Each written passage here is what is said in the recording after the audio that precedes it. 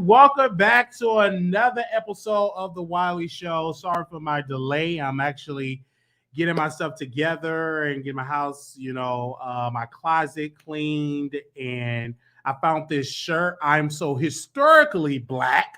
365 days. Today is officially Black History Month, but every day is Black History.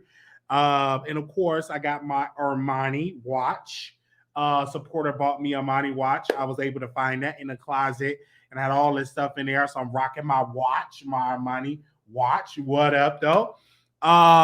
Looking forward to being in Chicago. If the weather permits, I'll be in Chicago doing some content. Going to go over some birthday plans. Going to bury my friend on Friday, and planning my grandmother's 88th birthday, 88 another year. So that's going to be later on this month. So I'm trying to find a keyboard player, a saxophone player, so we can see some gospel tunes and all of that. So that is going to be for her birthday on February the 20th. So I'm trying to plan all that good stuff. But the weather, I got my window, got my blinds open. Like the weather is weathering here in Texas. And a lot of people, they can't move around, a lot of car accidents, because again, a lot of people don't know how to drive. You just have to drive slow, pace yourself, be safe. But I do speak to the failure to the leadership in the city of Dallas. I speak to the failure of Dallas leadership, because they should be able to prepare for winter months. And I personally believe that the mayor and also the governor should be able to prepare for these winter months. I believe that is a failure. They should have a stockpile of salt, sand trucks on deck where they can deploy 500 to deploy the National Guard to help ice the roads and all of that. I feel like it's a failure of the state leadership in this particular state. Definitely a failure on all parts. Failure on the state level, failure on the also on the local level as well, county level as well, because they should automatically have stuff stockpiled. It shouldn't be just a little ice shut down an entire place. That's a failure of the Democratic Party, a failure of the Republican Party in Dallas as Texas, period. It's a failure all the way across the board. Since I've been in this place, I believe been here for about 6 years. Give me a sec. I've been here 6 years, 2017, March of 2017, I came to Texas from Chicago. And ever since, the weather, it hasn't really acted when I first got here, but now lately it has been acting up. And so definitely the state have to do a better job to get that on top of the thing. And I definitely will be making some more phone calls with our mayor, and also going to be making a letter with our governor that what is your plan? Have a stockpile of salt trucks and deploy the National Guard to make sure we are safe, so we don't have to have these type of winters due to the fact of global warming. It's going to be more of that, okay? So we want to make sure that our residents are safe and making sure that people are able to still do without missing a beat, because this is not terrible weather. It is just the failure of state leadership, a failure of all parts, the Democratic Party as well as the Republican Party as well. So we're going to have to do a better job in making sure they stay on top of it and deploy. If I was the governor of this great state of Texas, I would make sure that we deploy over our National Guard to make sure the areas are so salted and sanded, whatever it takes, to make sure we have our National Guard deployed for those type of emergencies that goes on when they're dealing with Mother Nature. But I'm not the governor. But if I was your governor, we would definitely deploy that. All right, because we at a surplus, meaning we got billions of dollars in the bank.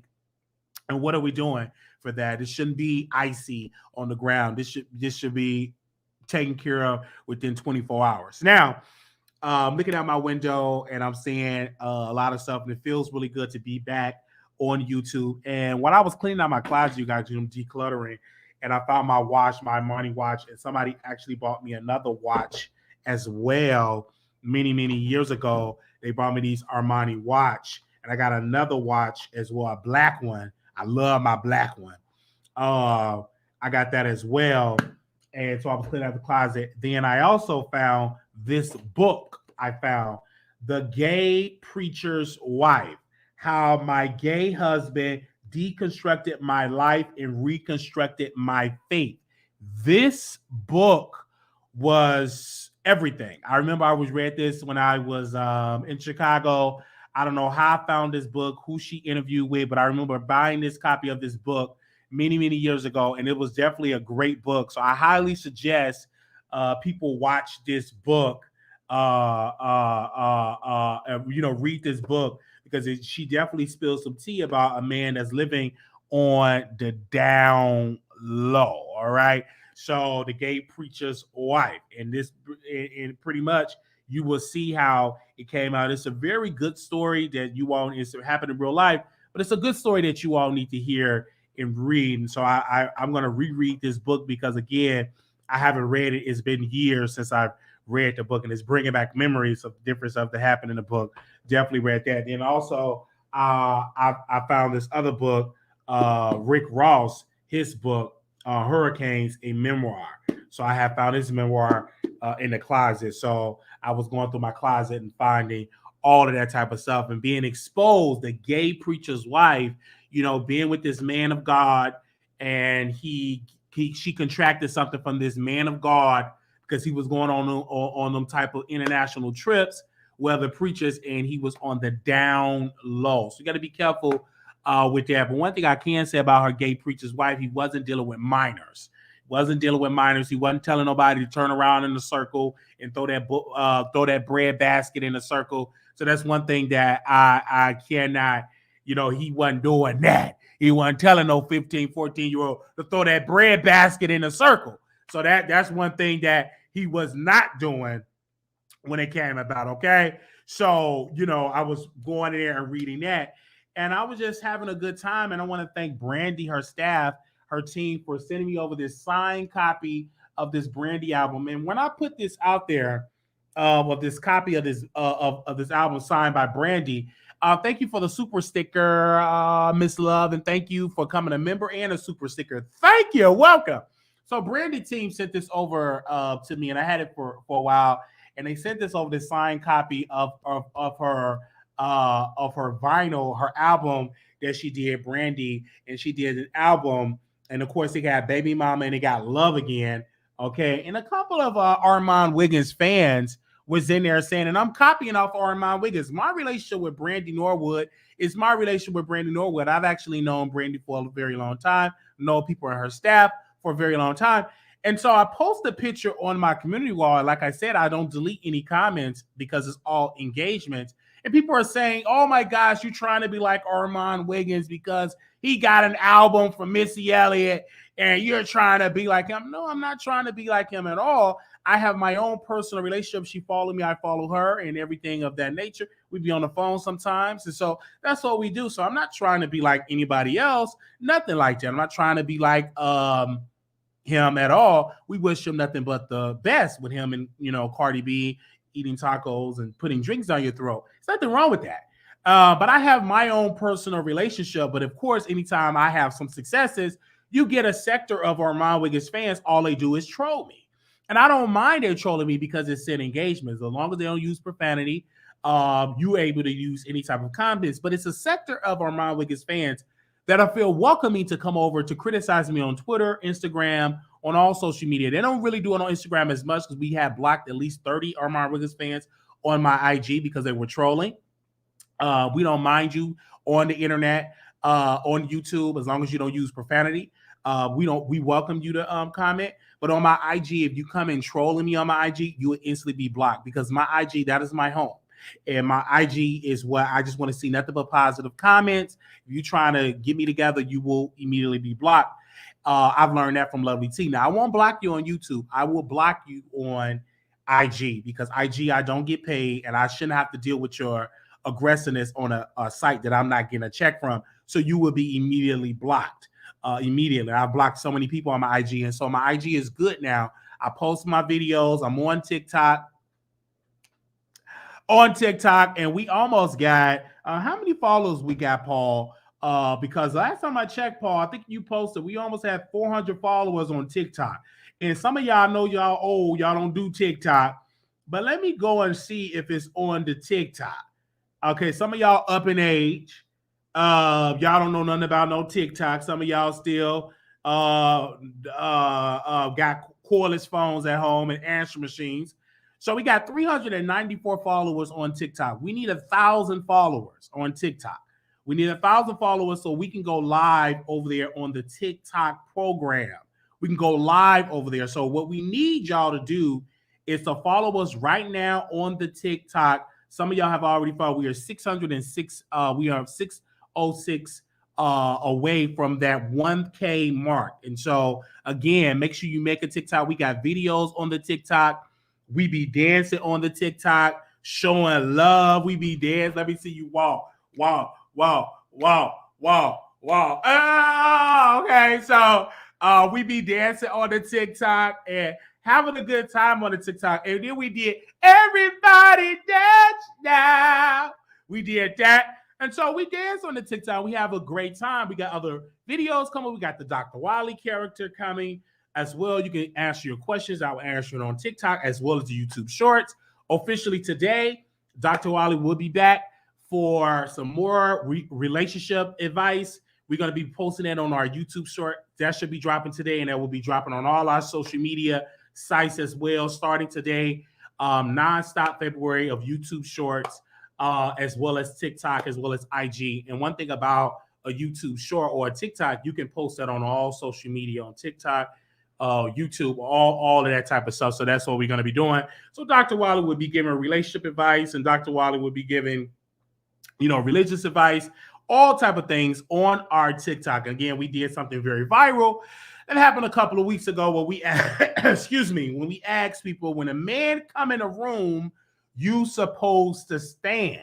And when we put that rumor out there, not a rumor, but a statement, I was getting a lot of resistance from a lot of people. I ain't standing for no man. What they not gonna do? I said, listen, this is my advice.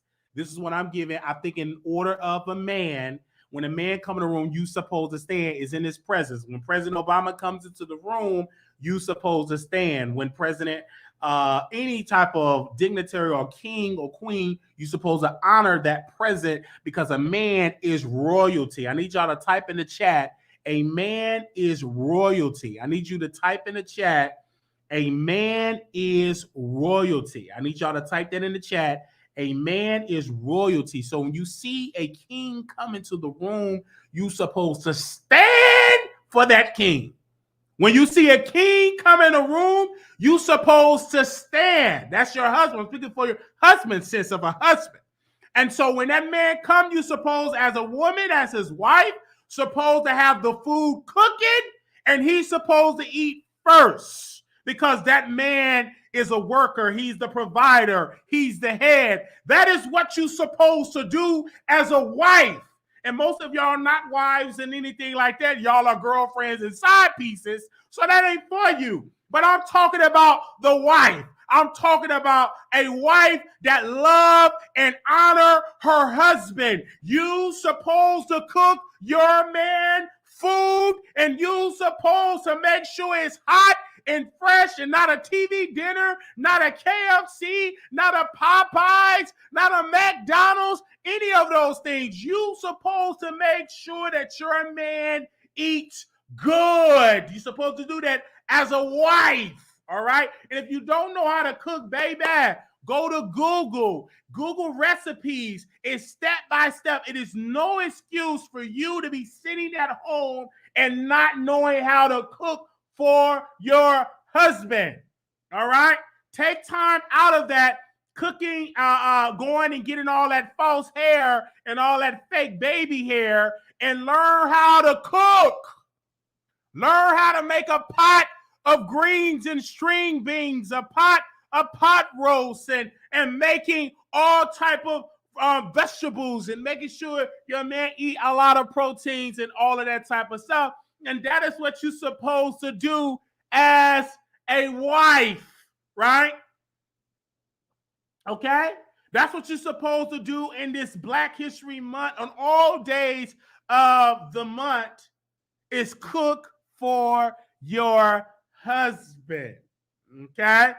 Cook for your husband. And that is what you're supposed to do. You're supposed to stand for your husband. And that's what you're supposed to do as a wife. So again, my TikTok going to have a spiritual aspect, a comedic aspect, and keeping it real aspect. All right, because we have already been posting on our TikTok and our YouTube shorts, and most content creators are going to follow my lead. We are an influencer. You can get paid starting today by posting YouTube shorts. So on our show, we do YouTube shorts for all the people that love the short content.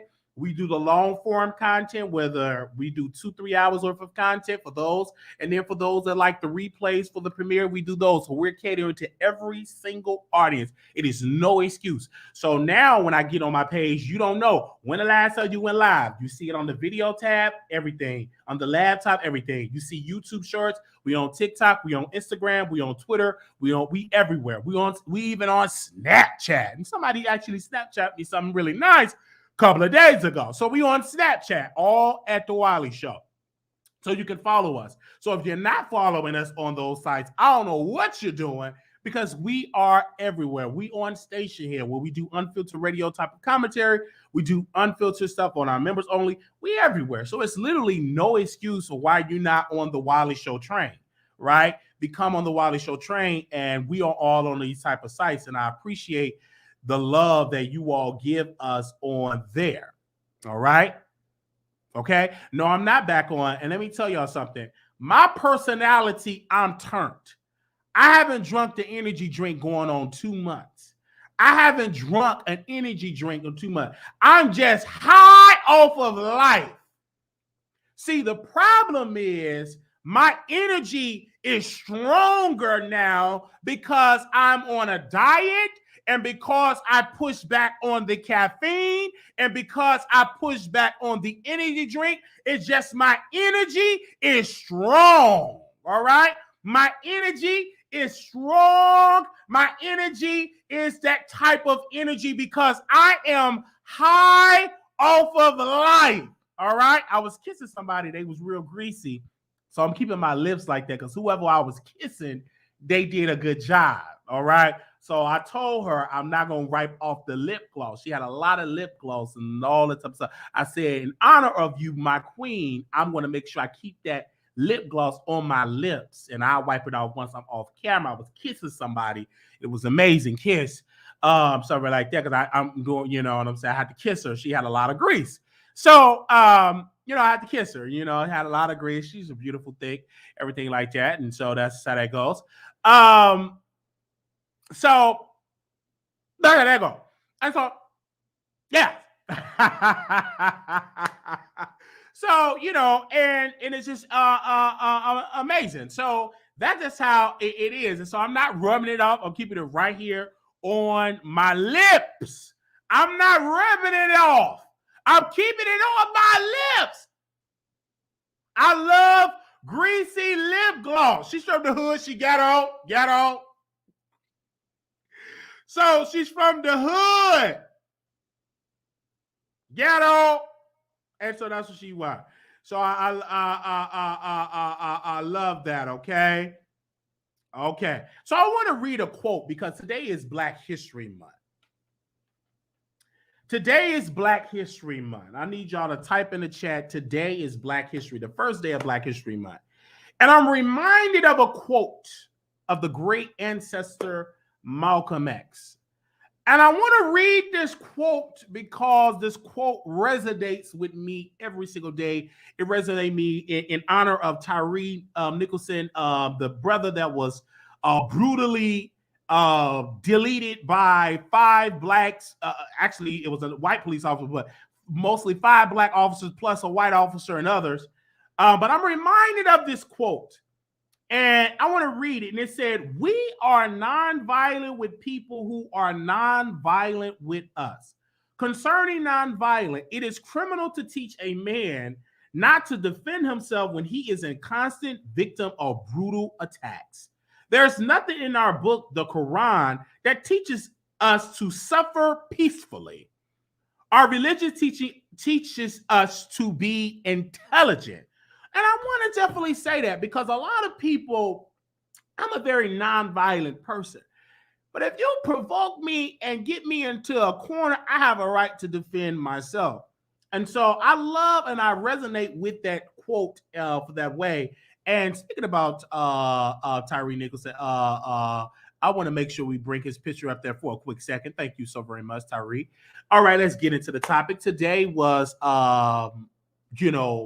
Tyree's funeral today, and I saw Reverend Al Sharpton. He gave a great eulogy, and also I love that Vice President Kamala Harris was there as well, and how she said that that Congress should go and pass the George Floyd Policing Accountability Act.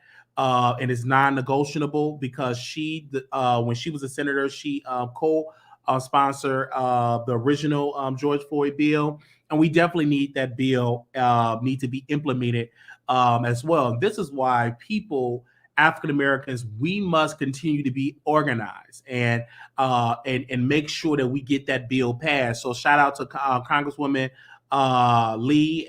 She says she's going to reintroduce the bill as well. We must be organized and demand that this happen. The Speaker of the House and the man of all these other people do their job and do it well, and also make sure the Senate comply as well. So, because just like Vice President Harris said, that if that bill goes on President Biden's desk, he will sign it into law. Now, when I listened to Reverend Al Sharpton, he was giving his eulogy. He was talking about the 5 officers, how it is so sad that they were Black officers, and how, the ancestors fought to make sure that we get Black police officers on the force. And then y'all are doing the same thing that we have fought for decades to stop police brutality. And so having that message, I think, is a very powerful message. Another powerful message that Reverend Al Sharpton said, listen, y'all moved swiftly when it came to bringing justice, firing those officers and charging those Black officers quickly, less than 30 days. And so that same type of energy and being just and justice and all of that need to be applied in all police misconduct and police brutality cases when it's a white officer. And we shouldn't be waiting forever and a day for that type of justice. And so I agree with that on there. And so that's why we must get involved and get active and do these type of things. Another point that I agree with him, with Reverend Al Sharpton, that a lot of people, he said, don't get into the activist work if you're not willing to do it long term, if you're not willing to, be consistent. Because a lot of times people say, oh, I want to be an activist, and then the next week they're out of it. I grew up on a lot of people that wanted to be activists. They were going to marches. They was getting felonies. They was doing it the wrong way. They had no plan. They just wanted to be on the news. And now they're suffering right now because they're trying to get jobs and they got all this stuff on their record. So you got to be very strategic in how you move out here. Now, yes, it is a high possibility that you will go to jail when you're out there protesting. So you got to make sure everything, your ducks is on the roll. And there's other forms of protesting. It ain't just like hitting the streets and marching. That's one wing of it. But then you also have the media ring. You also have the political structure. Then you also have those that can raise money and give money to candidates and super PAC to organizations. You have that wing as well. So it's everybody played a part into this movement. So it's not just one way to play a part. It's other ways to play a part as well. And so as many other people, shout out to Tamika Mallory, and so many other people, Reverend Al Sharpton, Attorney Ben Crump, you got Minister Farrakhan, and you also got many leaders in the Nation of Islam as well. So I was super happy and exciting that that they put Tyree away it was a great homegoing. And I felt that and I'm really praying for his mother, his sisters, his brothers, his son, and his family, his entire family. Just really, really something. I'm honored that the vice president stayed for the entire service. She was there, so that's just really good to see Kamala Harris, see Vice President Harris in attendance, because so many people think that she don't do nothing, and she does a lot. And then also a lot of people don't know the responsibilities of a vice president. They don't have the power like the president. The only thing that the vice president pretty much powers that they have is being the president of the Senate, but they don't really have that many more powers like that. So a lot of times people come at Kamala Harris and they say, what is she doing? What can she do? She's just the vice president. Now she could suggest like many other things that she suggests, but at the end of the day, it's up to President Biden to make those decisions because he is the president. And that's why a lot of folks, my people, we have to educate our people because some of us do not understand the responsibilities of these people that hold these positions and stuff like that. Like I was having a conversation. Of course, they should go away with qualified immunity. Of course, if you go and take somebody else, you should lose your home. You should lose your job. Your kids should lose their allowance. You should hurt them in their pockets. So that would deter people to say, okay, let me be careful and not take this person out because I don't want to lose my livelihood. It should qualified immunity should go away. And if you take somebody, you lose your house, you lose your money, you're gonna completely go broke. Your family got to end up in a homelessness. Let it be complete. You're completely broken because that will send a signal to any bigot, any racist that it is not okay to take an officer out. And that goes for black police or white, whatever your race. You cannot abuse your badge and use your badge to become a criminal. And that's something that I agree with Reverend Al Sharpton. He said, you can't try to fight crime and be a criminal. You can't do that. If you want to fight crime, then do it legally and don't become a criminal. And he said that on the white side of the time, you can decrease crime without beating somebody to death. So have that same type of respect and mindset when you go to the black side of town and think and don't beat them down and be able to do your job without committing a crime. And so these are the type of things that we should be addressing. So the funeral was nice. It was an amazing speech. I was able to hear an amazing eulogy as well. And we definitely need justice for Tyree, and I believe he will get that justice. A beautiful black brother. And so shout out to his family. And yeah, that's all I have to pretty much say for that support. I thank you so very much for that. And it was somebody else because they share the same birthday. Oh my gosh. What's her name? They share the same birthday. It was another woman that died by the police. I can't think of her name right now, but I had it in my notes. But they have the same birthday. Let me make sure if I can find it. Let me see if I can find it. Breonna Taylor, thank you. So Breonna Taylor and Tyree have the same, were born on the same day. And the mother brought back so many memories. So make sure y'all keep Breonna Taylor, mother, in your prayers, her family in your prayers as well, because that's something that I found out. I found that out from Tamika Mallory. And she said that she had a conversation with Breonna Taylor's mother, and she found out that Tyree and Breonna had the same birthday. And so, just pray. Just pray. Just pray. Okay. Hello. Yes. Hello. Hello. Yes, ma'am. I'm doing my show right now, mother. Okay, so you can call me back in about an hour. Okay, all right, mother. All right, bye-bye. That was a mother from the B sector. Child, what in the world they calling me? Okay. All right. So that's how that goes. So, Tyreek hold on, let me make sure because I can give you the birthday. Because his birthday is on give me a second. Because his birthday is on, let me make sure I get it right, because I can just get it through my phone. Excuse me. Because I want to make sure we get his birthday. He was 29 years old, and so that's 29 years ago. I think it was in 1993. What was his birthday in that year? I believe so. Yeah. So that's just how that goes. So I gotta make sure I can get his birthday because it's actually on the same day of that his birthday. Okay. So it's pretty much his birthday is on that day. And so on the same day as so that's be June 5th, 1993. So, and that's actually on my brother's birthday, June 5th, if I'm not mistaken. So we definitely are praying for Breonna Taylor, and we also praying for Breonna Taylor family and also for Tyree's family as well. May he rest in peace. All right. Netflix. Now, this case, I was on the phone with my sister and I said, listen, they're cracking down on password sharing. So Netflix now, if you're not able to log in on your home device, on your home network, they will cancel your plan because they're cracking down on password sharing because a lot of people, one person get an account and they share with everybody. And so they're cracking down on that.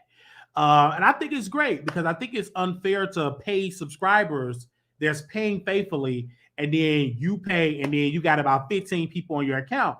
I think that's unfortunate that that's going on. So I'm glad that Netflix are cracking down on password sharing. I know Peacock and other these streaming sites are going to do it as well because what it does, people are getting all these free accounts. Like, no, like, come on. You pay for your money. I'm paying for it. You should be able to pay for it as well. Now, did I share the password with someone before in the past? Yeah, but I'm more mature now. I pay for my own stuff, and nobody's under my account because you got to pay.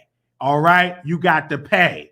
Okay, so they have it where if you have an account and it's a certain plan where people is on your account. But if you're sharing it, you have to pay. And so that's is about it when it comes to that. And so that's how it is. If you ain't got the money, then you don't need to be watching on Netflix. It's just that simple, okay? And if they lose subscribers, they lose subscribers. It is what it is. I think they're going to gain subscribers. And so it's always about their bottom line. This is not uncommon. Other sites are already implementing policies where you can't use a device. You share accounts.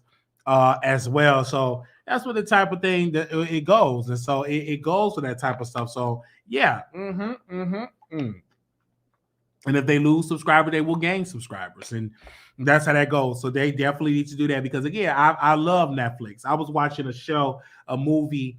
It was out in Nigeria. And so if y'all know the name of it, post it in the chat.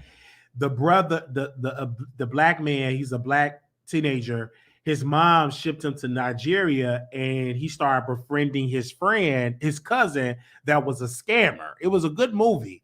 And I'm liking, and let me tell y'all something, I'm liking them African movies.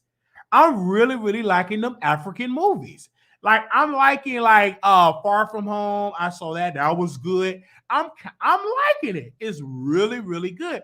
And Africa is an underserved community when it comes to their movie industry. And I think like if a lot of people invest in that could be a $300 billion a year revenue in Africa because it's a lot of great directors and great writers that's in Africa. And so I'm glad that Africa is getting their just due, and I'm loving those African movies and all that series. Like I said, Far From Home, I believe that was the name of it. Far From Home, I believe that was the name of it, and it was about some Africans that was well off, and they went.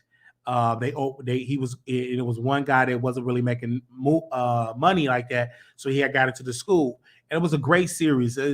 Around like teenager Africans and stuff like that. It's really, really great. And so the name of that, I believe, was Far From Home. And so y'all got to really go on Netflix and really check out that site.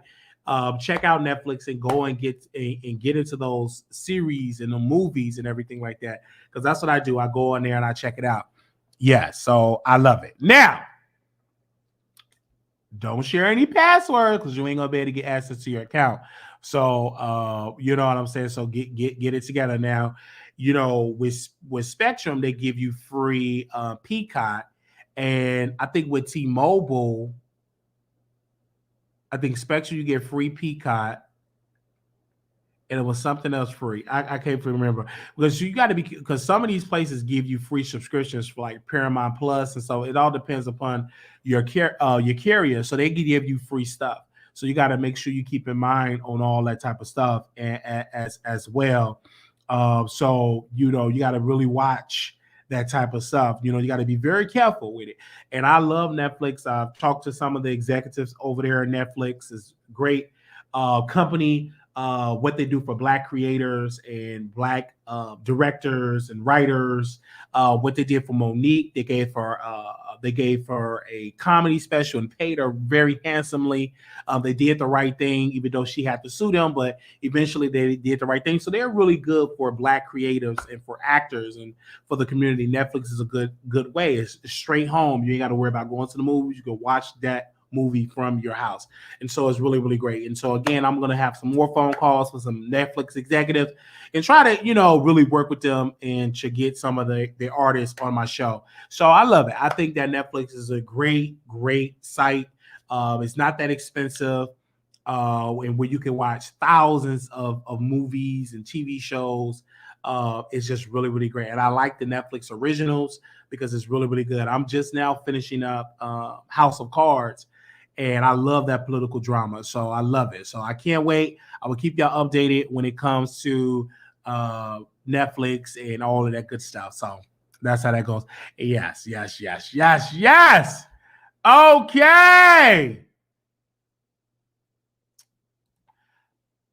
Okay, before I get to Kanye West. You people, now I got to talk about this again because I got to update one of my Nation of Islam Connects sources. And they posted this on Instagram. And I want to make sure I don't want to go into details and read it. I just want to summarize what they said. Well, the Nation of Islam, they're upset.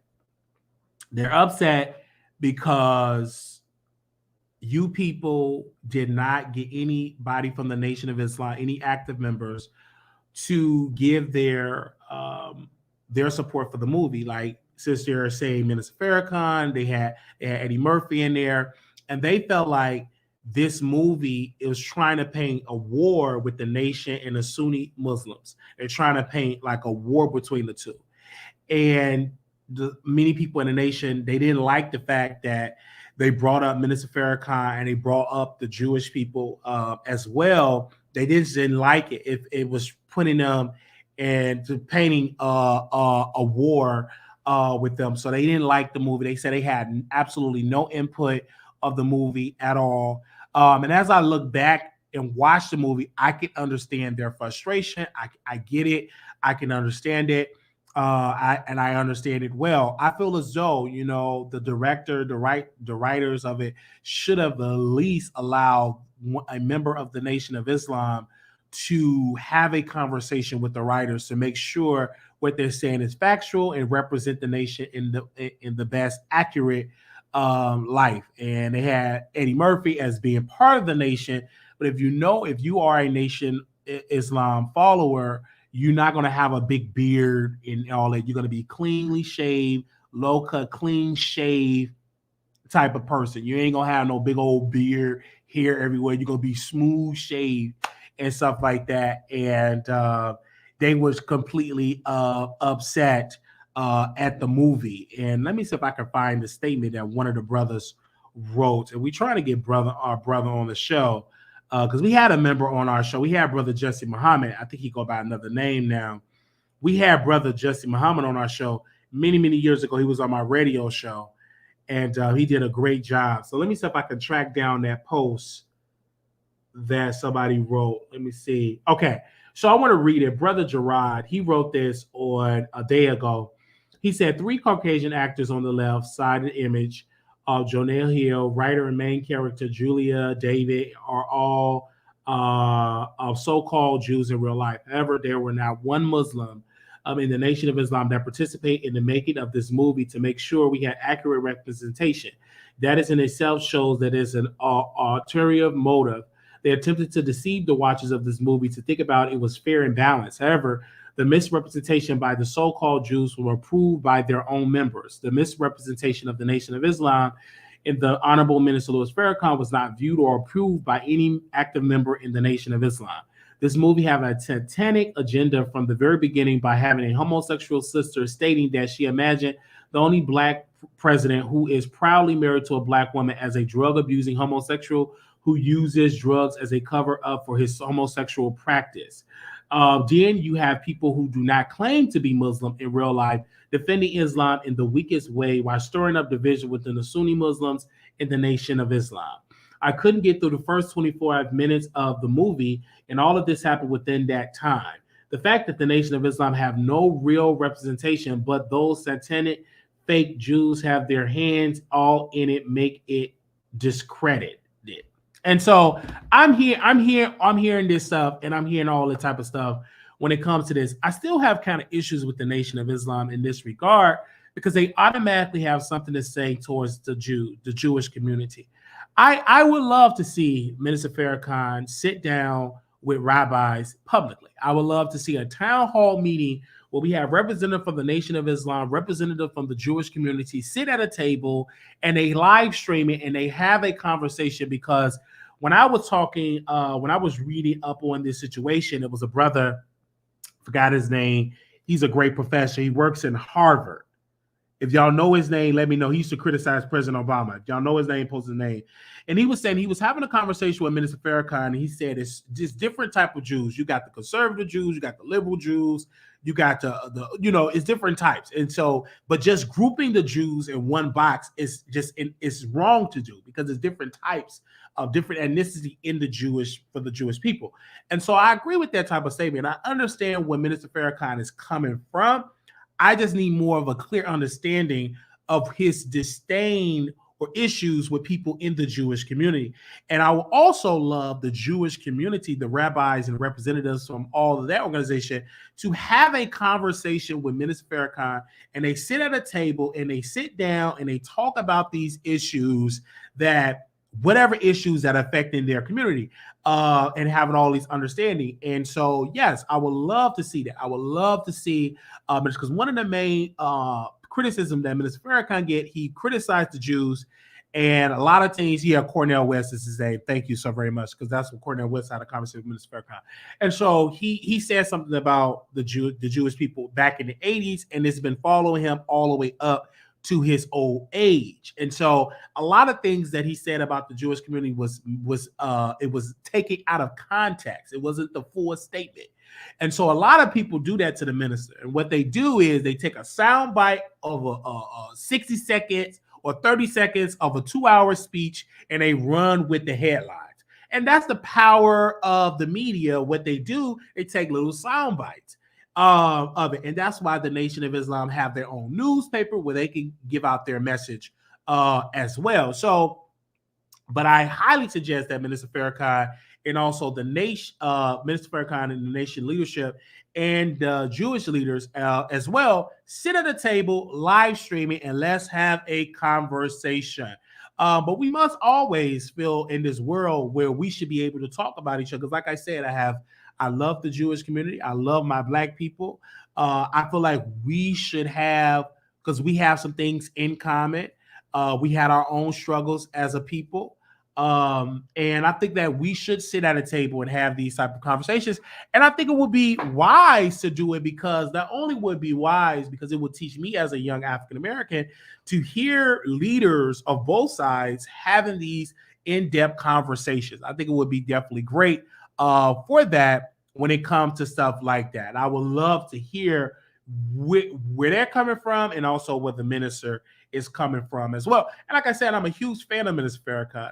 As a young Black man, I look at Minister Farrakhan as a leader, as a spiritual leader. And every time I watch him, I learn something new. I learned something new when he was talking about Gaddafi. And I remember I researched Gaddafi from Libya, and everything that he talked about is backed up by facts. So I love listening to the minister. I don't agree with everything that Minister Farrakhan says, but when it comes to Black people and owning your own properties and owning your own land and learning how to respect your people, respect your Black women, working, don't get into debt, and don't let debt be your slave. I agree with all of that. And so, I love it. And many other days I've been trying to go to the nation and see them in person. I'm still a sanctified Christian, But I respect Minister Farrakhan in the nation. And my uncle was a member of the Nation of Islam for many, many years. My cousins actually attended the school that they had for the Muslim children. My cousins went there when they were kids. And so they had their bow ties. They were real supporters of Minister Farrakhan and also the Nation of Islam. So it's in my blood, to support that organization. And like I said, I grew up in the south side of Chicago, the headquarters on South Stony Island, and they would come in Inglewood. They would talk to the brothers and sisters in the neighborhood. They would pass out bean pies and final call newspaper, and they're very respectful people. And I respect that. They come in the neighborhood and they demand attention. I've never seen black people just come in the hood and the hood just give them the ultimate respect, bow ties and clean and everything like that. I respect that, to see that the minister have his followers well trained, and I love that. I love to see that from the Nation of Islam. And like I said, this movie, you people, I understand the nation and why they're upset about how this was brought out. Now, I'm going to go to the other topic, but again, I did laugh at you people. I was cracking up. It had some funny moments. But you also, when you're laughing, you also have to look at the message that the movie is trying to tell. And so when I listen to, and then when I rewatch it, I'm like, oh, I see the type of messages. Okay, I get it. I understand it. Okay, all right, I get it. But you have to be very careful. But I was a fan. I'm still a fan of the movie. I'm a fan of Eddie Murphy. I'm a huge fan of Eddie Murphy. I love me some Eddie Murphy. I love me some the London girl. I love her. She's beautiful. So I love it. And so again, and I will continue to support all of these type of things. And I will never stop supporting black content creators. I think I love it. And so I love it. I would love to. I think someone asked me, who is your dream interview that you would like to interview? I would love to interview Minister Farrakhan. Minister Farrakhan, I would love to interview the minister because I have so many questions to ask the minister. I would love to interview the Minister Farrakhan. Like, I love that man. I respect Minister Farrakhan, and my cousin, when he said all you listen to is Minister Farrakhan speeches, his the time and what must be done. He did a whole series, and I would be watching it for hours and hours and hours. He said all you watch is Mr. Farrakhan, and I would blast it in my house. I just love to hear that man talk, and I love to hear him, and I would listen to him religiously about it. Like one thing he said, do for self. And I love that. He said, brother, he said, we as African-American people should not continue to beg the white man. We should create our own opportunities, and we should support our own institutions, and we should put the dollar and circulate the dollar. And ever since then, I have always supported Black-owned businesses. Even in my company, with my show, I make sure I get a Black designer, graphic designer. I make sure that I help out with that. Got a friend. He have his own travel agency. I book trips. I'm now going to book some trip through his agency to make sure that my dollars circulate with Black people. I love it. My insurance lady is Black. My tax lady is Black. My attorney is Black. I love dealing with Black people, and I have great interactions with dealing with having. I bank Black. I love that as well. I love that support. As well when it comes to supporting Black people. I love that. And so I learned that a lot from the Nation of Islam. I've learned that of supporting, don't be ashamed, research your culture, and don't be ashamed of being Black. Don't be ashamed of being yourself. Don't be ashamed of being Black and beautiful. And so, but when I love that about the nation. They research topics. They give you a history lesson. They talk about the Bible. They talk about the Quran. They talk about these things, and you leave there inspired. And one thing about the nation that they did get criticized for, I could take down you people because we talk about the nation. I love the nation because the nation at one point was at the highest of million. It had a lot of followers at one point, but due to the whole division with the Honorable Elijah Muhammad, peace, and also to Brother Malcolm X, when they had that whole division.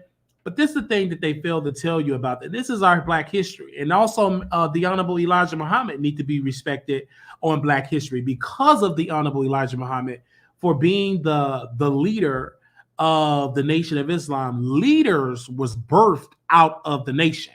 You had the Brother Malcolm X, you had Muhammad Ali, you had Minister Farrakhan, you had all these great, powerful leaders that Brother Nui Muhammad. All of these leaders came out of the nation, and Black households thrived under the Nation of Islam because they always believe in supporting self. And that's something that people don't really give credit to the Honorable Elijah Muhammad. When you talk about powerful historical figures, Elijah Muhammad, the Honorable Elijah Muhammad, name don't even be discussed in that type of conversation. People need to realize when Dr. King, he met with the Honorable Elijah Muhammad, and then after that meeting, Dr. King really started talking Black and really sound Black and beautiful and all of that. After the meeting the Honorable Elijah Muhammad in his home. And so, a lot of people don't give the Honorable Elijah Muhammad enough credit because his program, he produced this, that, he made sure people were able to eat. He brought in fish. They sold items, and he used the members to have the business thriving. Drug addicts would get it off drugs, and that was a threat to the higher power. And not only that, Malcolm X, he was a great leader of the Honorable Elijah Muhammad, great leader of the nation. He demanded attention. Like, many people follow Malcolm X, and they couldn't control Brother Malcolm. They couldn't control the Honorable Elijah Muhammad. They could control those entities. So he wasn't where we can control these people. They have their own independent thought process. And I love that. I really, really, really, really love that. And I think that we need, on this day, need to research the Honorable Elijah Muhammad and all of his successes and how he helped take the Black community to another level, awakening us and getting us into that knowledge of self. And so make sure y'all research him. If you haven't researched him, read about him. He's very interesting as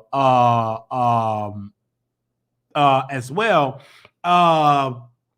Definitely as well. So I love that. I love the fact that that type of way. And just like when Brother Malcolm, a lot of people don't understand that it was a division because the federal agencies, I'm getting real kind of deep here, they were a part of this stuff. Many people don't even know Brother Malcolm was poisoned. Brother Malcolm tried to go to France, and they would not allow him in because they were afraid that if he go to France, that they didn't want him to have his life being taken out there on their soil. And so, and the nation, they wasn't overseas. So so it's a bigger power in there. And Brother Malcolm, he was actually communicating with African leaders. He wanted the international to call America to the forefront. He was organizing African leaders to apply pressure to America on their segregation laws, on their Jim Crow laws, all that type of stuff. So Brother Malcolm, he wasn't just a figure in the United States. Brother Malcolm had an international mindset that he wanted to bring a coalition together to, especially these Black nations, to say, hey, y'all need to apply pressure to America because your people are your cousins or brothers in America is suffering under this white supremacy hand. So I love that about Brother Malcolm. And so he's one of my favorite figures that I look up to and that I honor and that I respect. But when Brother Malcolm ended his relationship with the Nation of Islam, for whatever reason, he ended it, and I can break that down on another day. He wanted to go back into the Nation of Islam. He requested to go back into the nation before he was deleted. Because some of these words we can't say, but before he was deleted and taken out in front of his family, he requested to go back into the Nation is Islam. And what I'm hearing from different people, even from Minister Farrakhan on words, that Brother Malcolm was searching. He was looking for something. He was looking and he wanted to go back home because, again, the nation made Brother Malcolm and gave him a voice and gave him a platform and the knowledge and understanding to take over the world. But of course, you had unhidden hand that didn't like that. And what they did was that unhidden hand said, okay, we're going to prompt up Brother Malcolm and make him the leader of the nation and cause friction with Elijah Muhammad. And we can call for, so let's boost him up and it cause friction. But that's the unhidden hand that people do not discuss. And many years later, that, you know, the people that was accused of taking out Brother Malcolm was not members of the nation. The people that was accused of taking out Brother Malcolm that was actually charged years later, now their name is getting cleared that they didn't even have nothing to do with it. And then the person that actually had something to do with it, he actually named the people that had something to do with it. So these are the type of conversations that people ain't ready to have. And on that particular day, you know, was no guards, no police officer, anybody around as well. So that's why you have to research and do your understanding and research Brother Malcolm and research his success and what he accomplished and what his life could have been. But just imagine his being on earth for those, I believe he was under the age of 40 because he didn't reach 40 yet. Neither did Dr. King. They left an impact on this earth that now me at 32 years old, I'm still reading and learning and getting inspired by people that walked the earth 30, 40 years before I was born, you know, before I was came on the scene. And I'm still learning and reading about Brother Malcolm and reading about Dr. King. And these people, they were young men. They were under the age of 40. They left such of a impact. And so a lot of people say, oh, wait till you get old. No, do it now, because Dr. King, he was a young minister. Malcolm X were young, and they both died young. They died under the age of 40. They didn't get to see 40, 50, 60, 80, 90 years old, any of that. No, they died at a young age. They were young. And a lot of people don't know, like they were young. And so, you know, that's what I'm saying. Like, you got to understand that. And you know, that's how it is.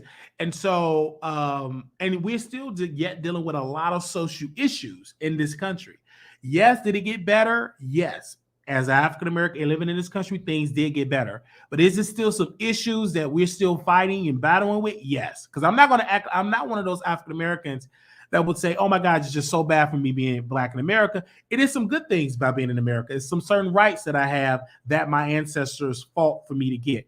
But it is the other things that of my generation we have to do. We have to build on the work that our ancestors have done, because now, are we talking? We gonna get to these other talking. I'm talking.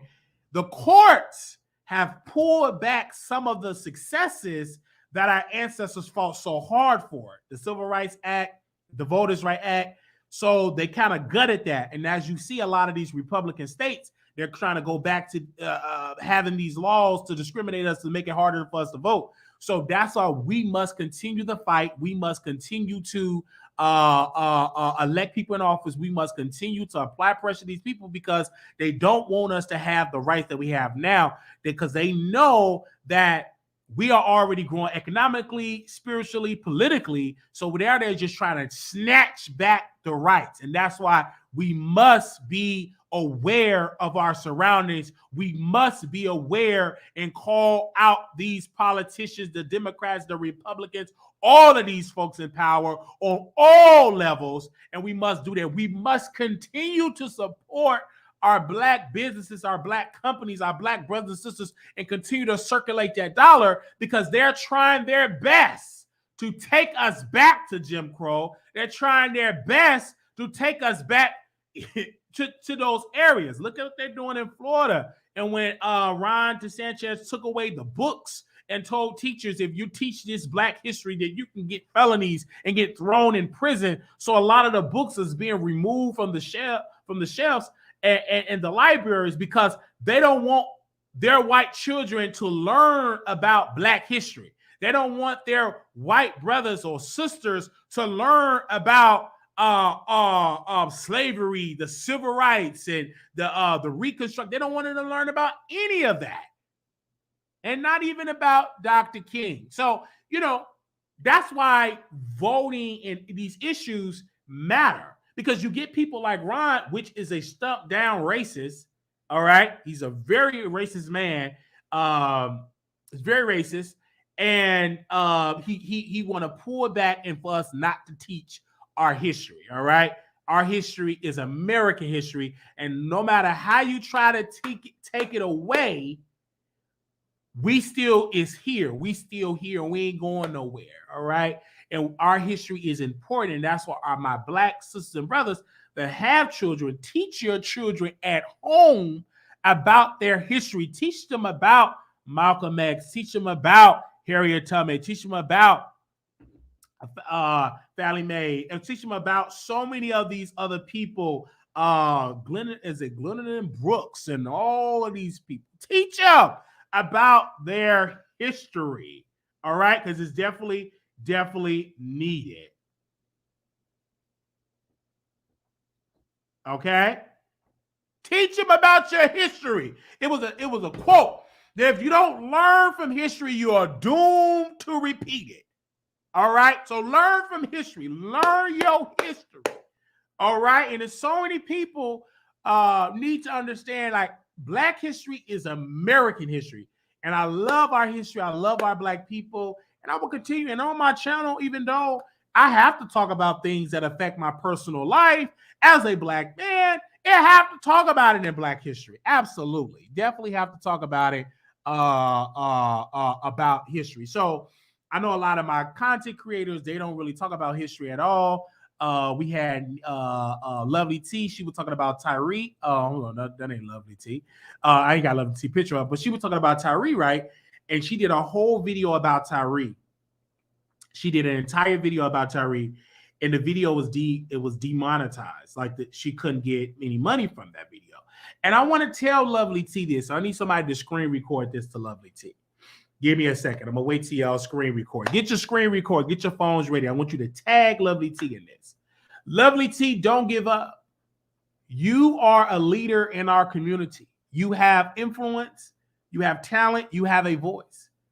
Don't let your you to be not get paid to stop you covering these hard button issues, these social issues, because your voice matter. Your people, they super chat constantly, and also raise more money and say, hey, y'all fund this when I talk about these subjects, because I don't get paid through the Google, but I can also get paid on the back end on the Cash App, super chats, and many other things, because your voice do matter. It is an issue and a problem that we can cover so many other celebrity gossip issues, but we can't cover the real tackling issues that are affecting our society. So definitely don't give up, Lovelyti. Continue to do it. Continue to cover these issues that can be very hard to discuss, but it's issues that we do need to discuss and to talk about these type of things. And so that's what we have to do when we come to this. We have to discuss this as well. And and I love the fact that you cover it.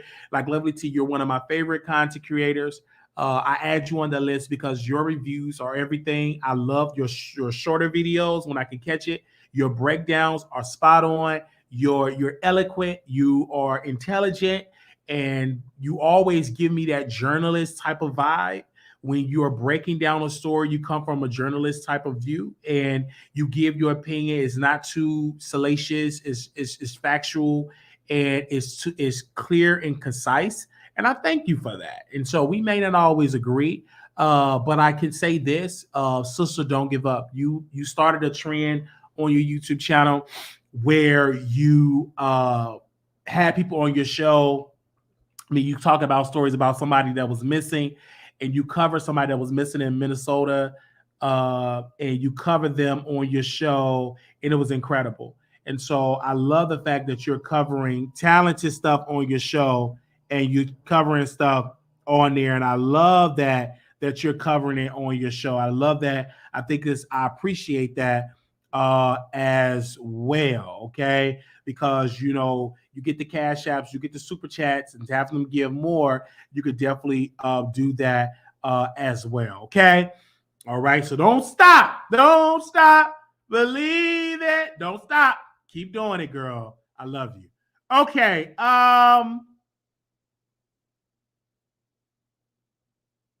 Give me a second.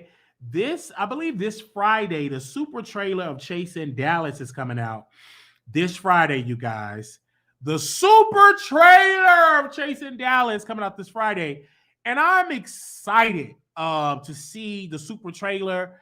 I'm excited for the entire cast: King Dior, Trey, Robert, George. I met Robert in the club, and I don't know if the woman, he was with a female, and I said, you on Chasing that? He said, oh, yes, I am on Chasing. I said, you're beautiful. Because I know these people, and I come up to people. I'm not a shy type of person. When I'm about my business, I know how to walk the room and everything like that. And I'm looking forward to the show, and I'm networking out in the street, and I'm outside. Okay? And so the super trailer is coming out, and like I've already committed of covering the show every single day on my channel. I mean, every week that it come out, covering on my channel, having these conversations, interviewing the cast, having a great time, interviewing the cast and doing this type of stuff and really doing this. And I love the fact that I put a lot of people onto the Chasing franchise. Thank you, Peaches. Put them onto the Chasing franchise, and I will continue to put people on because I am an influencer. It's my job to put people on great things. And so since I have some popularity, since I'm famous, I use my fame for great things. And so like my mom, this weekend when I'm in Chicago, she's going to be, she wanted me to talk about her book, her children, a coloring book or something she had. And so you come on my show for free. I have a show, and so people can buy it. And I want y'all to bombard her store that she have on Amazon. I love it. And so I can't wait to Chasing Dallas come out. We do want to host the show. And like I said, this is what we're going to do. I do want to host the show. Let me see if I can call Dario. Give me a second while we live. We live. Let me see. I think we live. Oh, man. What is his name? What's Dario name? Child, I just spelled his name wrong. I want to call him on the air.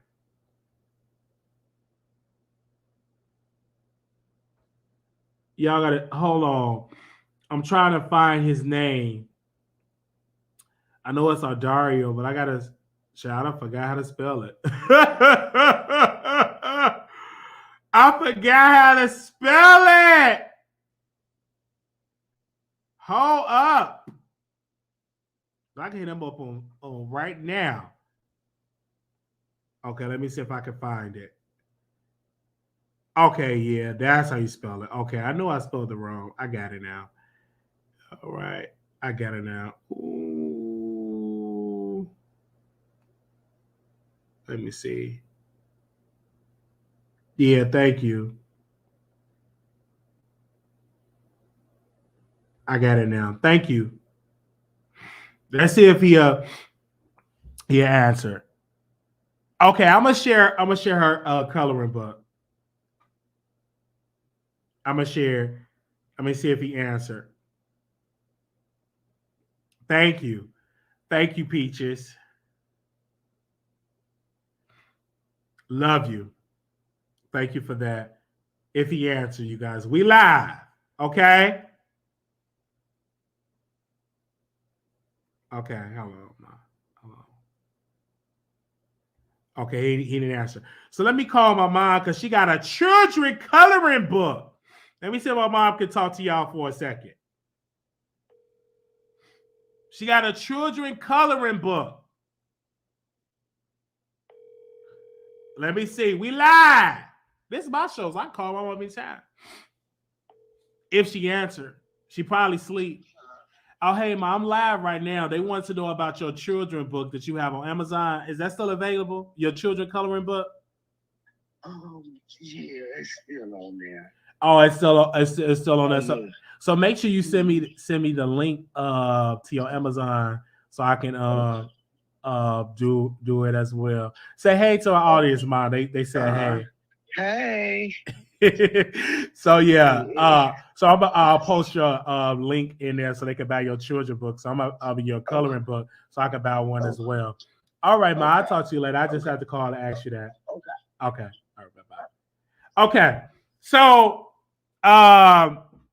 yeah, so once she sent me the link, hold on, do I have the link? She probably already texted to me on one of these devices. I got like 2 phones. Let me see.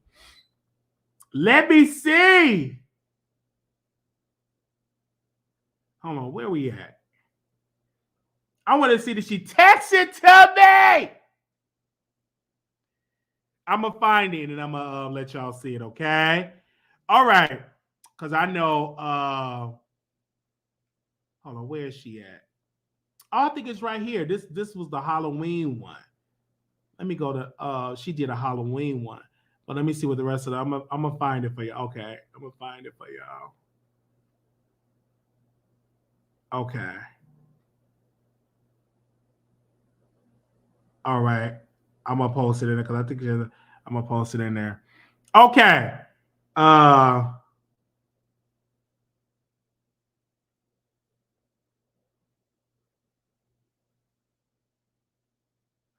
Okay, I've already put my request. Okay. So yeah, so I have to call her and everything like that. Oh, child, that fan is blowing up my allergies. Oh my gosh. My allergies. Oh man, because it was hot in this house. Okay. Keydor, hi. All right.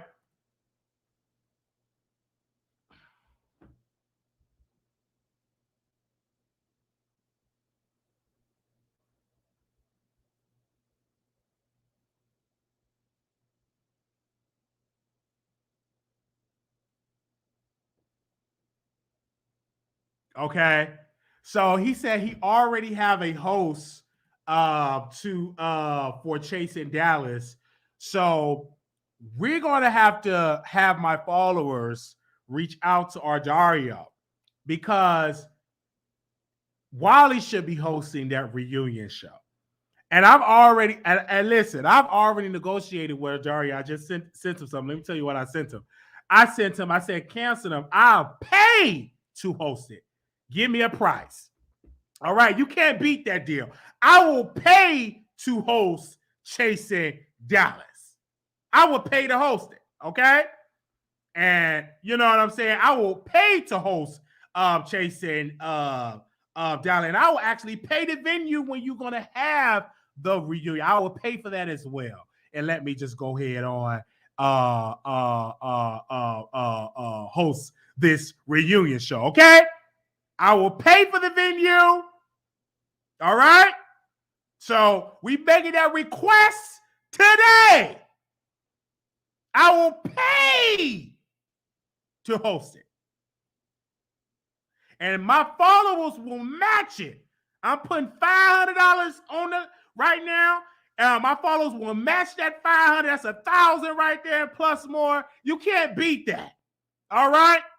I win for hosting a show. That's on my resume. And y'all win for hosting a show. Okay? All right. So let me post my mom coloring book there. I want y'all to buy. I don't care if it's Halloween. I want y'all to bombard that store.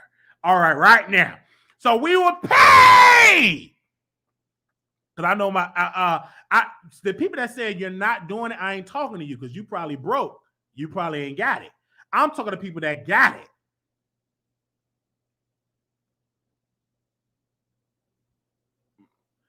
Okay? I ain't talking about you if you broke.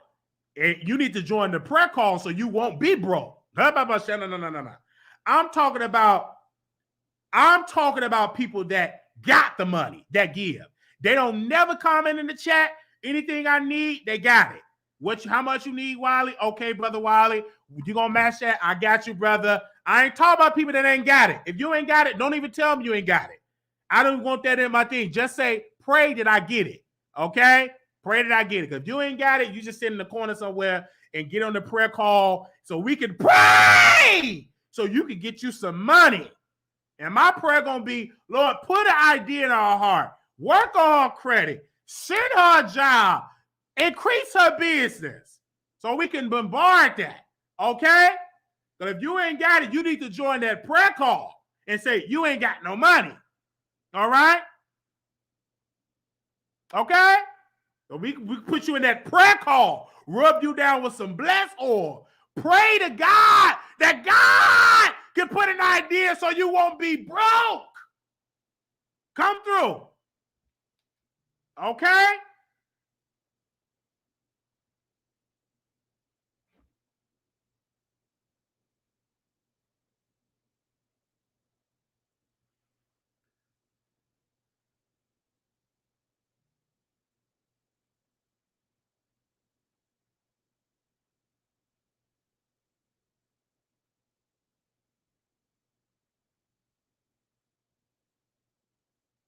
Okay? All right. So that's what I'm talking about. I put you in a prayer call. Who need prayer right now? Who broke? If you broke right now, comment below, say you broke. And we're going to pray for you right now that God give you some money. Give you an idea. And work on your resume so you get you a nice paying job. We're going to pray right then and there that you get you some money. All right? So you can give to the Wiley Show.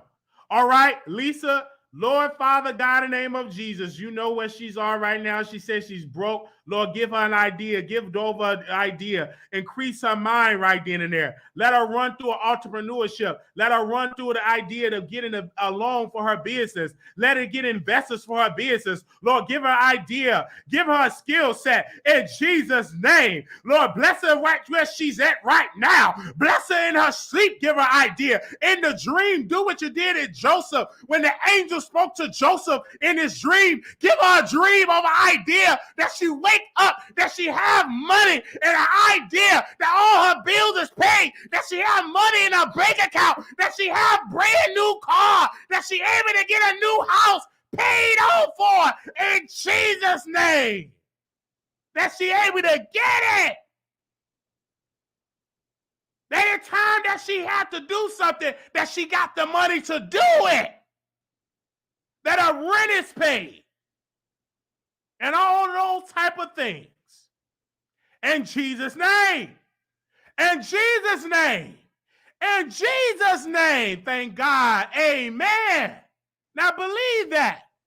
Every day that you wake up, you should have an idea. You should be thinking about how can you grow financially. All right? Put that prayer in. Like, Lord, give me an idea. Lord, bless my hands. Whatever I touch, that it turn into a successful economic, financial stream. And believe God. Go into a prayer life and ask God to bless you with an idea. To bless you with an idea. So you don't have to be broke to bless your mind. And most of y'all got to stop watching a lot of this television, and all you do is watch television and reality housewives. Ain't nothing wrong with that because we're going to be talking about them in a few minutes. Get around and start reading books of leaders that had an idea, start a business. Surround yourself with that. Start joining social clubs and groups on Facebook of entrepreneurs. Get around people with money. Your inner circle shouldn't be that you around everybody in your inner circle is broke. Get around people with money. Get around people that is educated and that have businesses. Get you a mentor that own a hair salon or that own where they could buy dresses, et cetera, and get around those type of people.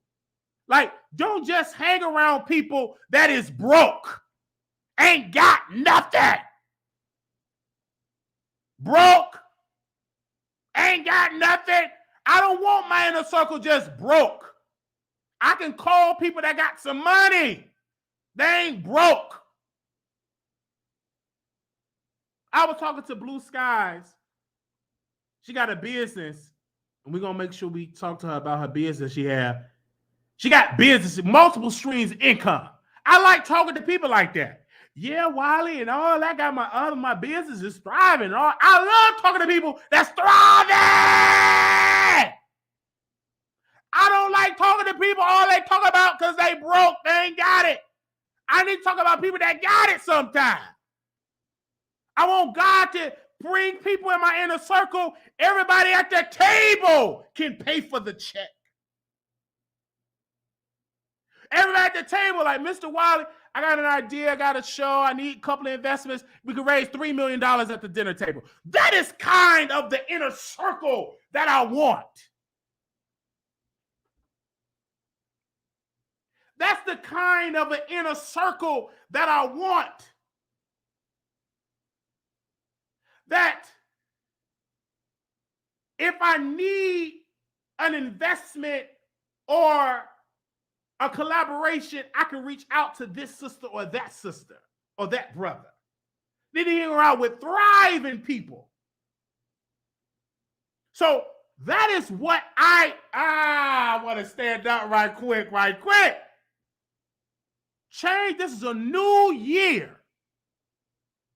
Everybody you hang around is just broke. You need to change your inner circle. And if some of y'all women that got good yoni, learn how to use that yoni to increase your business. You shouldn't be broke and you having all that sex.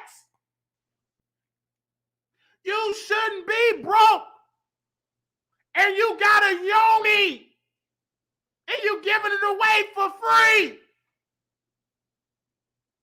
You need to put that yoni for sale. Because if you just gonna be out here just giving it to everybody, put it on sale. Hey, y'all, got yoni for sale. $19.95 an hour. $300 an hour. You got to learn how to use your look, especially if you look good, good looking, smell good. You got to learn how to use that just to finesse these men and get you some money. What you looking like? You sexy and broke.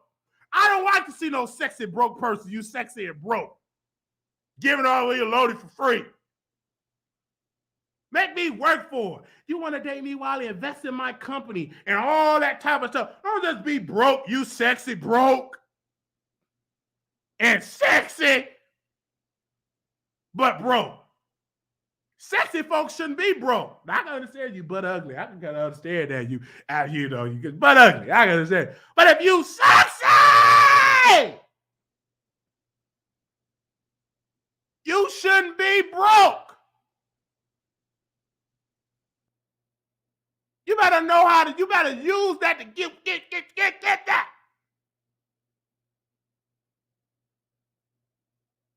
I'm sexy and broke.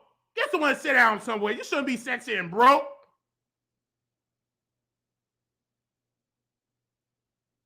So I'm saying that to you because a lot of y'all say y'all are broke.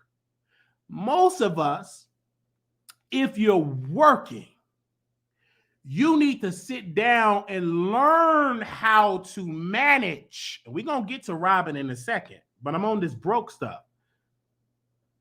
Your money. If you're getting paid making $2,000 a paycheck, make sure your rent, bills, and everything, and make sure you could put a piece of it away in an account somewhere. So you won't have to always live check for check. And if you are a person, you have multiple streams of income, and you have another party in it, learn how to manage your money. Don't go out to rent a center and rent stuff. Make sure you save and be able to get that furniture, because when you rent, you're paying it 5 times over. If your credit bad, you know you're going to get that car, you're going to be paying for that car 20, 30 times over. So learn how to manage your money. Don't spend it all. Manage it. And if you don't know how to manage your money, you need to go and do a class on how to balance your checkbook. Because some of y'all making good money, but it goes out the window because you're wasting it on foolish things. All right? There's nothing wrong with buying a new dress, buying a new bra, buying some new pantyhose. Nothing wrong with that. But don't spend all your money buying all the expensive bikinis and Fendi and all of that expensive stuff. Now, let's put a picture up here for a second so we talk about being broke. Do I have it? I don't think I have my picture up there. So we go talk about Kanye West. And then we will talk about Kanye West. Now, how you doing, Kanye? Kanye West is an artist, entrepreneur, and all those type of things. And we love Kanye West. I think Kanye West is an incredible artist. I think that what he does is artist, but he's a bad politician because he decided to run for president. He didn't receive not one donation, okay? He didn't receive not one donation for his political 2024 career. So he didn't receive nothing, okay? So he decided to run for president, and nobody donated to his campaign. So he got to get it together, brother. That brother needs some help. He definitely got to get it together. Now, I thought I had her picture up here. Let me see. I thought I had her picture up here, but I didn't even have her picture up here. Give me a second, you guys, because it's somebody. I thought I had her picture up here. But better yet, I don't have her picture up here, but I'm just going to talk about her anyway. So about being broke. So Beyoncé, she announced that she going on concert. She going on tour. Them tickets is expensive. And I called Beyoncé out for those expensive ticket prices. And I may go to the concert, I may not. I'm saving my money up now if I want to go. But if you don't have I've known some people. I had a friend, he was an associate. He would pay his rent money for a Beyoncé ticket. And then the Beyoncé show is over, and he's begging people, oh, you got $300 I can borrow to the next payday because I got to pay my rent. I said, go ask Beyoncé. Go ask Beyoncé to pay your rent. Why in the world will you pay for a Beyoncé ticket and you didn't pay your rent? I've been to WrestleMania. I've been to Raw, WWE Raw. I've been to concerts, but I'm not going nowhere until my rent is paid. I'm not going to Chicago unless my bills is paid. I pay my rent soon as it comes to me. I don't care if it's 3 weeks early. I'm paying it early so it'll be out the way. I'm paying my light bill. I'm paying my phone bill. I'm paying my cable bill. I'm paying my bill. I don't want to be enjoying myself to come back and my lights is off. I don't want to live that type of life. I don't. And if you cannot afford a Beyonce ticket, don't go. Put away. And if you're the type of person, hey, I want to go to Beyonce, well, put money away. Just like we going to Vegas on the first weekend in October, put some money aside for Vegas. Say, I want to come to Vegas. Okay, put some money aside. You got almost a year. So put some money aside for Vegas. And don't come to Vegas if you ain't got no money to feed yourself. Don't do that. Because that's embarrassing for you as you coming somewhere broke. Okay? So put some money aside so I got to do the same thing. Put it aside for your hotel, then put aside for your food and everything, and for your drinks and everything, like for your Uber rides, everything like that. And then for the party bus that we're gonna do, and then also for the concert. We go to a concert. So then put some money away.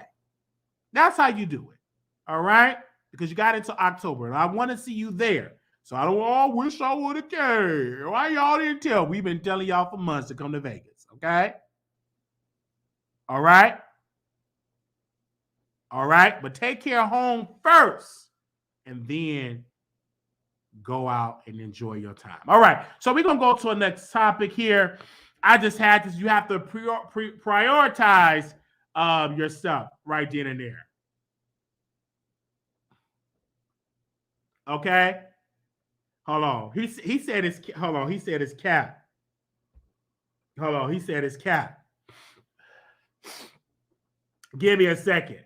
He said it's cap. I said I would pay the amount. He said it's cap. It's not cap.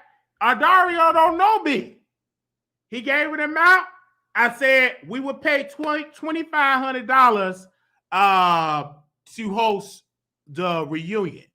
All right. All right. He said, Cap, we would do that. All right. To host that reunion. So we're going to be keep negotiating with it. We want to host and we're going to pay to host it. And I already know the headline. Wiley paid the host. You damn right I paid to host this reunion. Because I understand the long-term goal. And my true supporters is going to donate and give. And y'all have already gave some stuff. We're going to put that together. And so y'all have already, some of y'all have already done it. And some of y'all going to continue to do it. And I need givers around me. When I need hit that count. There you go. Some of y'all already done it.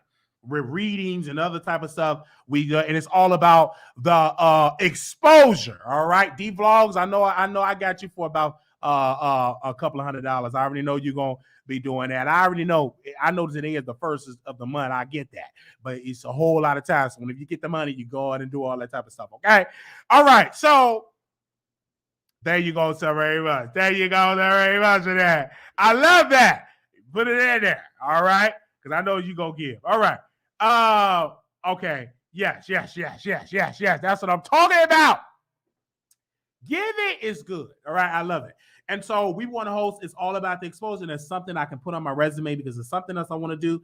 And hosting that will be awesome on my resume. Okay. So this is tax season, $2,500. I'm going to put $500 in there and then y'all match that to get the rest for that as well. And that reunion is going to be in a couple of months.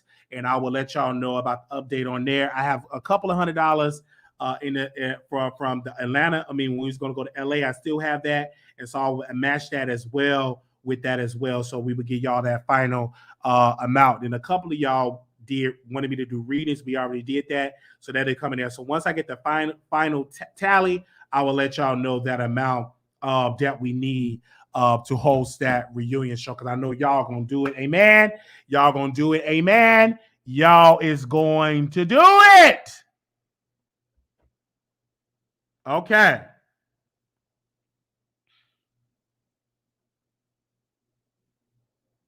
Okay. Now we're gonna go. I think we talked about everything in here that I need to talk about, and I got another announcement to make.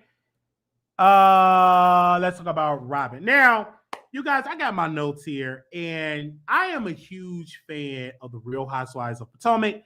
Shout out to Monica from All About the Tea. I was on her panel with many of the professional panelists, and it was a great show. It was an awesome show that I was a part of that panel.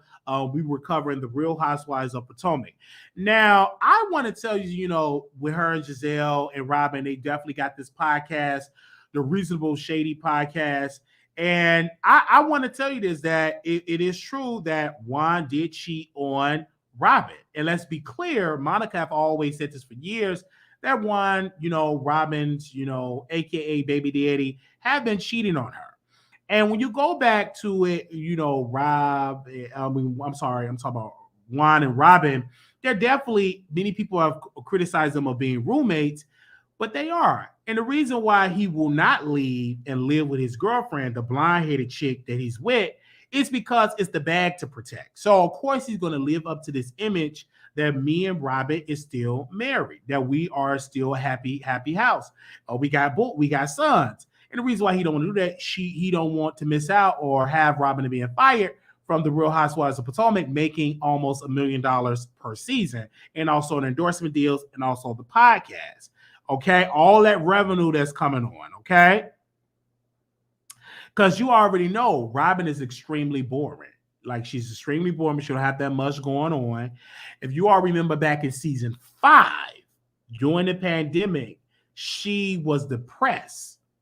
And a lot of y'all didn't know why she was depressed. She was depressed because Juan, her baby daddy, was cheating on her in the pandemic. And you know, when a husband cheat on you, you get depressed. You cry. He cheated on her. And she didn't even want to get her funky tail out the bed to go get her kids, boys, some breakfast so they can do school, because they was doing homeschooling because of the pandemic. And her funky tail didn't get up because her husband was cheating on her. Husband was cheating on her. And it broke her down. She wasn't taking no showers. Her cheating on her. And she know he was cheating because the pandemic, everything closed, but those legs of that blonde woman that Juan was cheating on with. All right. So I gotta be clear with y'all in season 5 when they did that. Y'all remember in season 5 when Robyn did that role play in season 5, and she was looking like a robot, and it wasn't sexy. She had the deep voice. It was definitely like a turn off. Y'all remember when she did like this whole thing when she did the role play and all of that? Let's look at Disaster. Let's just look at it. Just look at Disaster. He looked at bored, like, oh my God, what is she doing? Because she tried to do everything to really show that she was all about her man, that she wanted to role play. You know, most women, they get cheated, they try to role play, make their voice different. He still look at her as trash. That he's not that, you know, you're no longer desirable. So that was just definitely a disaster. Then you have to go back to, and you have to recall this back in when they got a divorce in 2012. You have to understand that he cheated on Robyn in season 3. And if you all remember in season 3, he told a producer, it was on a hot mic in the closet, that, you know, he ain't happy. He only with Robyn because he got the boys, aka his children, and that's the only reason why he is with her. So that had to have been very disturbing for Robyn, that your man is only with you because of the children. He never stopped cheating. Even when he was with Michael, he never stopped cheating. He never stopped cheating on Robyn. Juan was cheating on her in Vegas. Never stopped cheating, you guys. And like I said, this is not new. Monica from All About the Tea broke this story, and she put it out there that Juan got a girlfriend with blonde hair. And many people didn't want to believe Monica. They said, oh, no, Monica, we don't believe you an avatar. But that avatar was giving you real tea. And Monica is the founder and the creator and the owner of allaboutthetea.com. So she had been saying for years that this has been happening. And then when you go to Karen, that old chick, she cheated on her man as well. She didn't lie that she knew that Juan was cheating, even though she cheated on her husband, because a lot of times they cheat. You know what I'm saying? Get younger, attractive guys. You get these old men, they think ping can't work. So that's just how that goes. So she cheated on him as well. And I told Karen, I said, you was a trifling heifer. And I don't know if she blocked me. I don't know if she blocked me or not, or she unblocked. But I said, she is a trifling heifer. I said, you are too old to be out here cheating, you heifer. And I sent her a DM. I don't know if she blocked me, but she's a trifling heifer. Because my thing is that you know your man ping can't work. And you out here cheating, that don't make, and then you cheating on him with a younger guy. It just don't make no sense. You are a trifling heifer. Okay? And I just have to say that again on the record. Okay? Definitely. So I'm glad that Robyn finally admitted that Juan is cheating. I'm happy that she did that. I'm happy because we already knew that. I'm happy that because when she was like sitting up there calling Karen a liar, Karen didn't lie about Juan cheated, okay? But she's not about herself because, like I said, she's cheating on her husband. Cheating on him. That old man. Okay? This is all a storyline with Robyn and Juan. A storyline to keep that money running in. Because his checks ain't compared like Robyn's check. And I get it, Robyn. But sis, either you're going to keep getting the man that's going to cheat on you for a check, or say, you know what, F the check, I want peace. I want to date somebody that want me while I still got some youth in me. Doesn't make any sense. It's wrong. And let me tell you something, Juan, as a brother to a brother, and I want people to screen record this and send it to Brother Juan.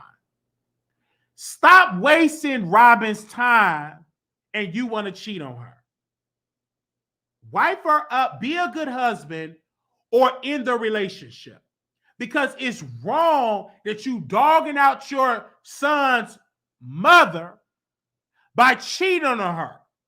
That's wrong, bruh. You are a pathetic man. Because a real man will respect and honor his girl. He will honor his son's mother. And if you say, I don't want to be with you no more, your breast is sagging down to your ankles, you got wrinkles, my peen don't arise when you come in the room, then I'm going to end the relationship and move on with my life. Because I guarantee you, Juan, if the shoe was on the foot and Robyn was out here cheating on you, dogging you out in the streets, you would have left her a long time ago. And that, sir, you need to be a good leader to your children by showing example. I don't like mama no more. She don't do it for me no more. And I'm going to end the relationship. Don't stay with her because of the children and then you want to cheat because you have already left her. End the relationship completely, sir. And if you want to sue me, go ahead and sue me. We'll talk about it in the court. And I'm going to say, Your Honor, he can't keep his peen under subjection. All right? You getting up in age. I can understand if you was 20-some years old, but you in your 40s and your 50s and you acting like you 20-some years old. You're no longer 20-some years old.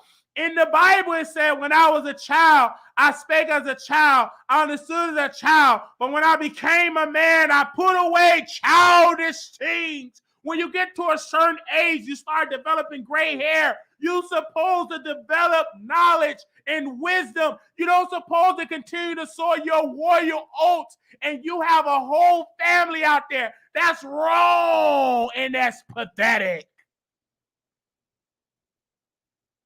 That is wrong to do.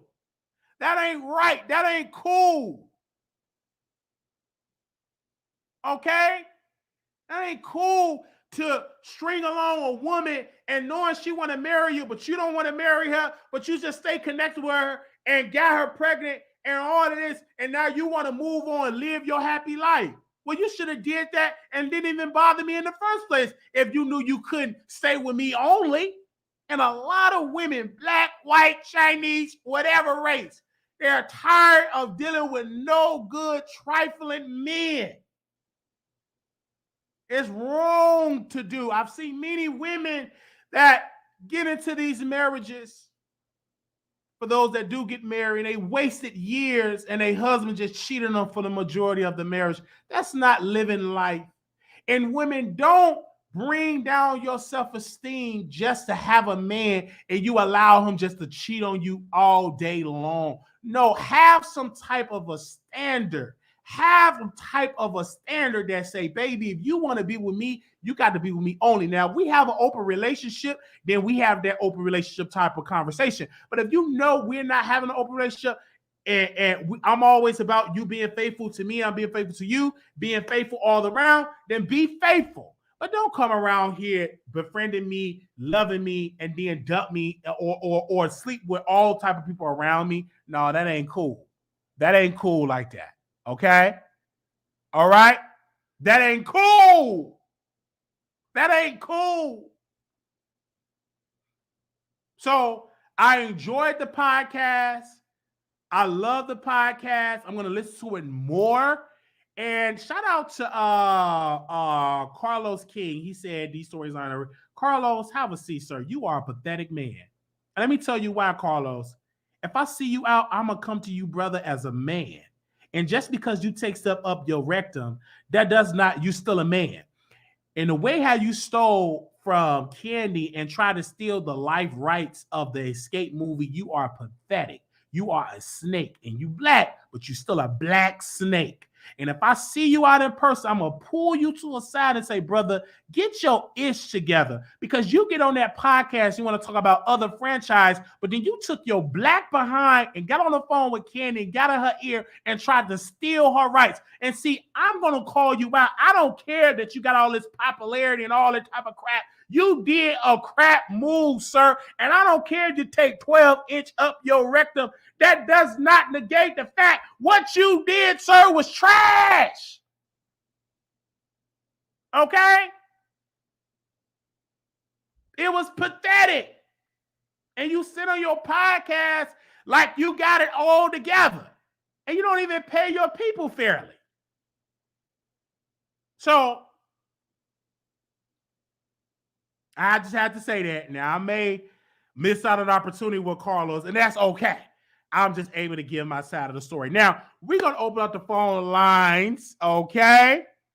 Okay? So, we're going to open up the phone line because you know he took it up, and it's probably with a white man, okay? I heard that Carlos loved white men. Most people in power, when they're gay, they date white men.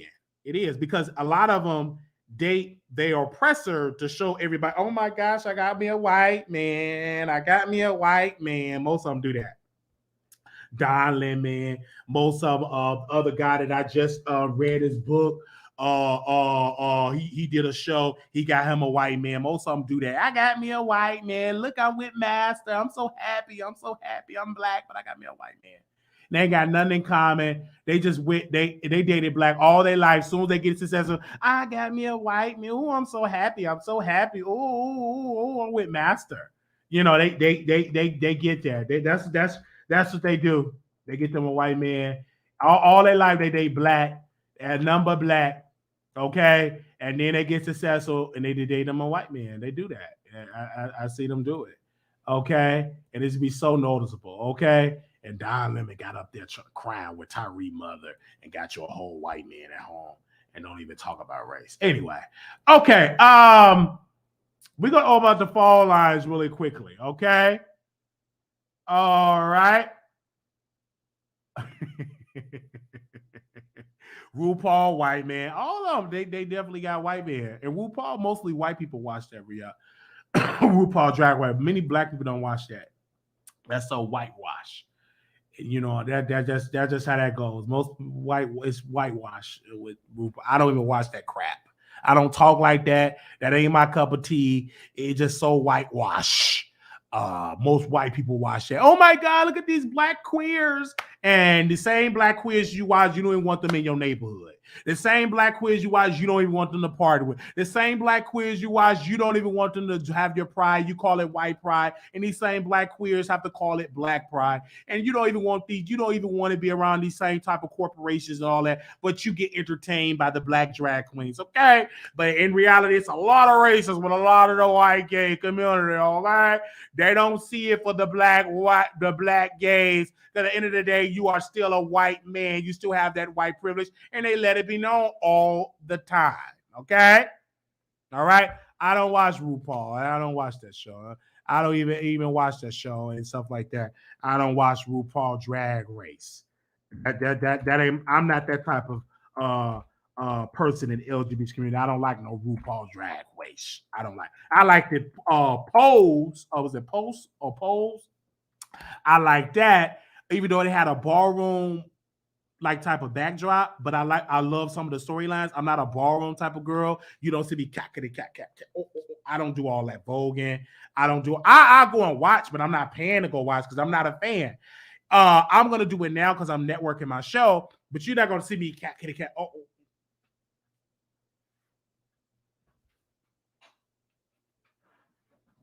Like you're not. I'm just not. You're not. you just not go, I'm just not that type of person. I'm not. That don't piece me. I remember I went to a bar, I was home, I was ready to go. Cockity, cock. I don't all that yelling, patty, pat. Tears across the board, chop. They get mad, they make you. Like, I that ain't for me. Chop, and they get mad, they want to fight. You know what I'm saying? So I don't like all that. I remember one time it was a ball, and the person had brought base mace or bear mace. That man sprayed the entire panel because they chopped him. And they sprayed the entire judges, sprayed them with mace because he got chopped. And when you get chopped, that means you don't win the category. He sprayed the judges with mace. So I'm not that type of gay. I'm bisexual. I'm not that type of guy that into the ballroom scene. I only go to interview. That's where the girls at. They're sexy. That's where the scammers are at. And I love being around my scammers. I love being around in that culture. I love it. I love it. For the reason the most sexiest guys are in the ballroom scene. And I just go there just to see the eye candy. Oh, thank you. Somebody gave a good cash app today. Oh, hasha, no. Somebody said just because they gave a donation. This person said just because they gave a nice donation. Thank you. So that's how that goes. Okay, schoolboy real. I'm not into that. You know what I'm saying? And see, the thing what I didn't like about the ballroom scene is that you dress so nice. Oh, let me see if I can stand up. Okay, you dress. Hold on. You dress so nice. And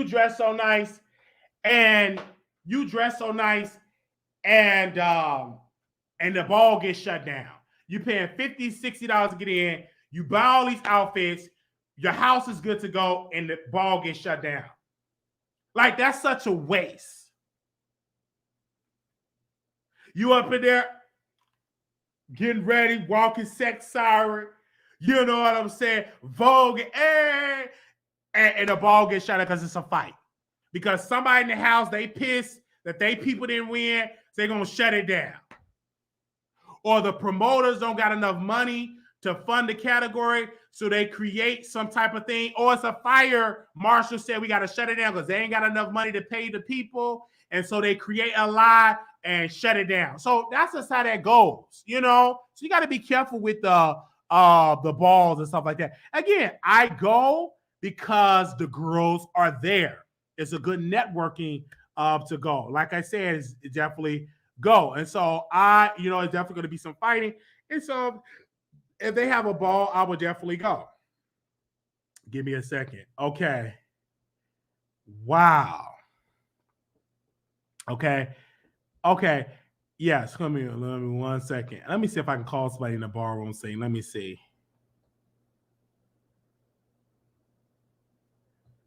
Let me see if I can call somebody in the ballroom scene. Okay. Who can I call that's in the ballroom scene? Hold on. Let me see something.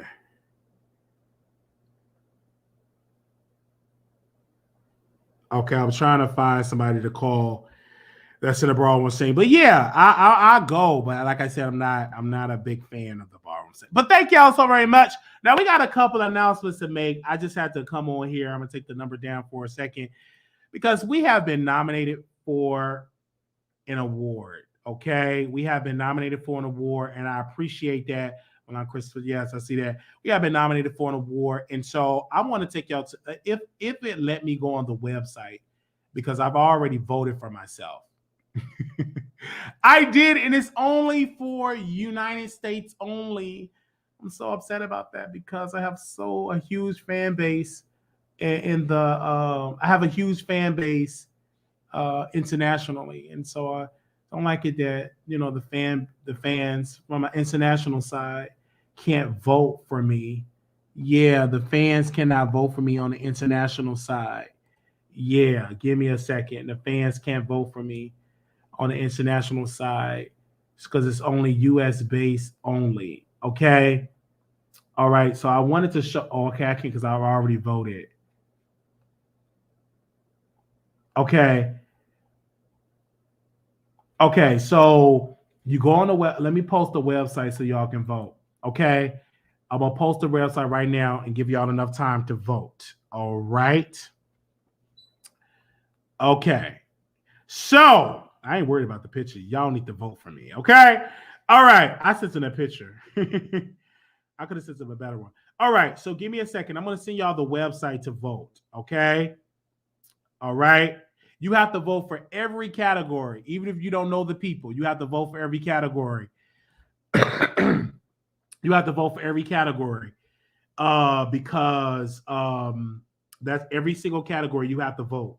Every single category. And just make sure you vote for me. If you don't know who to vote for, just put somebody, just vote for anybody. But make sure you vote for me. Okay. Give me a second. And I'm gonna post the members only link in here as well. Okay. All right, I put my mom book in there. Okay. Vote, vote, vote, vote, and make sure it's working as well. And let me put the members only link in here. Give me a second. I'm gonna put the members only link in here for our members only.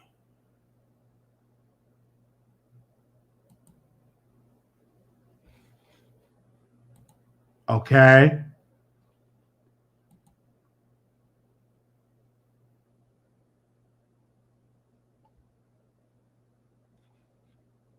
Let me do the members only because I want to make sure we get that as well. All right. There we go. Okay, we got the members only. Okay. So make sure y'all go and become a member. Now, because we're gonna do a members only. Let me see. I'll do a members only this weekend, so be on the lookout for that. Okay, we restrained our other members only, and I'm gonna give it a quick little story time. I'm gonna make sure y'all voted, and when you voted, make sure you post in there that you have voted. Okay, you have to vote in each category. Now, the people that I voted for, in each category, I voted for Boss Babe, a Boss Babe of the Year. I voted for Jeremy. And I voted for Boss Babe Producer. I voted for Adario. I voted for Boss Babe Event. I voted for Adult Prime ATL. Boss Babe Media and Blogger. I voted for Conscious Lee. I love me some Conscious Lee. I voted for Boss Babe Singer. I voted for Chermel. I voted for Boss Babe Fashion Designer. I voted for Jay Amara. I think I said his name Jay or Ja. Boss Babe DJ. I voted for DJ on RHOP. I voted for DJ RHOP. Boss Babe Business. I voted for Spiritual and Paid. Boss Babe Independent Platform. I voted for Signal 23 TV. I voted for Boss Babe Fashion Stylist. I voted for Javan Gerard. Boss Babe Event Decor Company. I voted for Star Stun Productions. I voted for Boss Babe Host. I voted for Dominique Reddy. Boss Babe MUA. I voted for our guy. I voted for Boss Babe Actor. I voted for Sherrod. I voted for Boss Babe Web Show Reality Series. I voted for Chasing Atlanta. I voted for Best Babe YouTuber. I voted for me, The Wiley Show. I voted for Best Boss Babe Activist. I voted for Jeremy. I voted for Boss Babe Actress. I voted for Tony Bryce. She's been on my show. I love you, Tony. I voted for Boss Babe Entrepreneur. I voted for Dominique.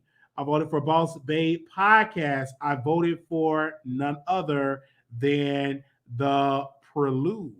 I voted for Boss Babe Creative Event Space. I voted for Creative Block ATL. I voted for Boss Babe Award. I voted for Rico with a K. That's for Best Boss Babe Rapper. I voted for Boss Babe Photographer. I voted for She the Camera.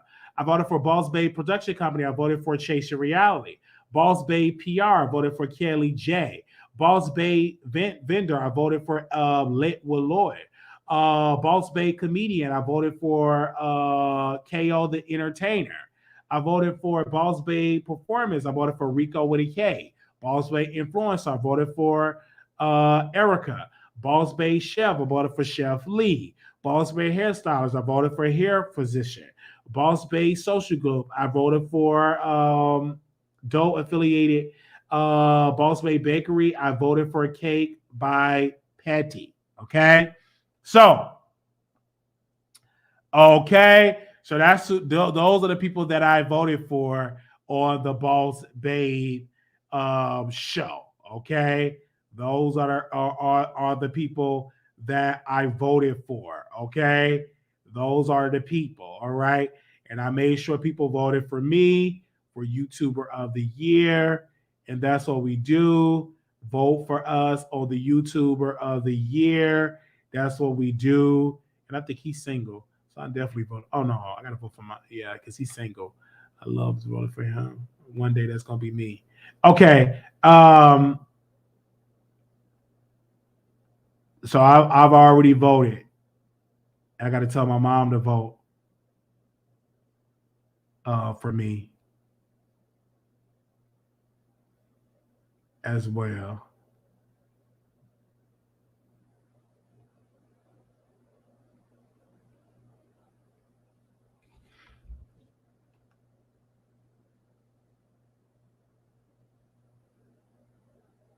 Give me a second here.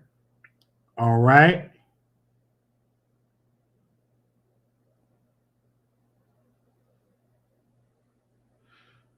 All right. And make sure you vote. All right. And so you have to vote for each category. Again, we are nominated for YouTuber of the Year. Now, let me do a story time, you guys. I went over my friend's house. We worked out in the gym. Oh, let me see if they want to go to the gym. Worked out in the gym, and it was already like icy outside. So I had to get back home. You know what I'm saying? And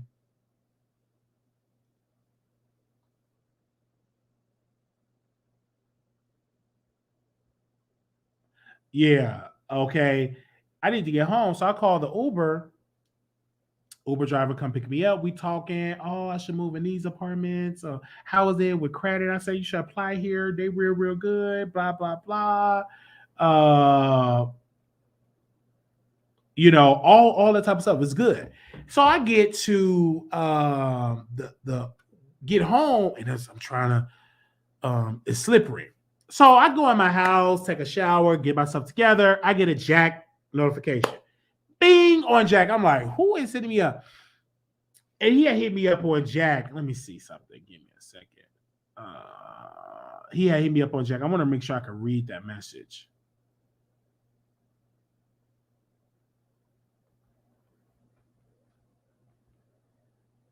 Okay.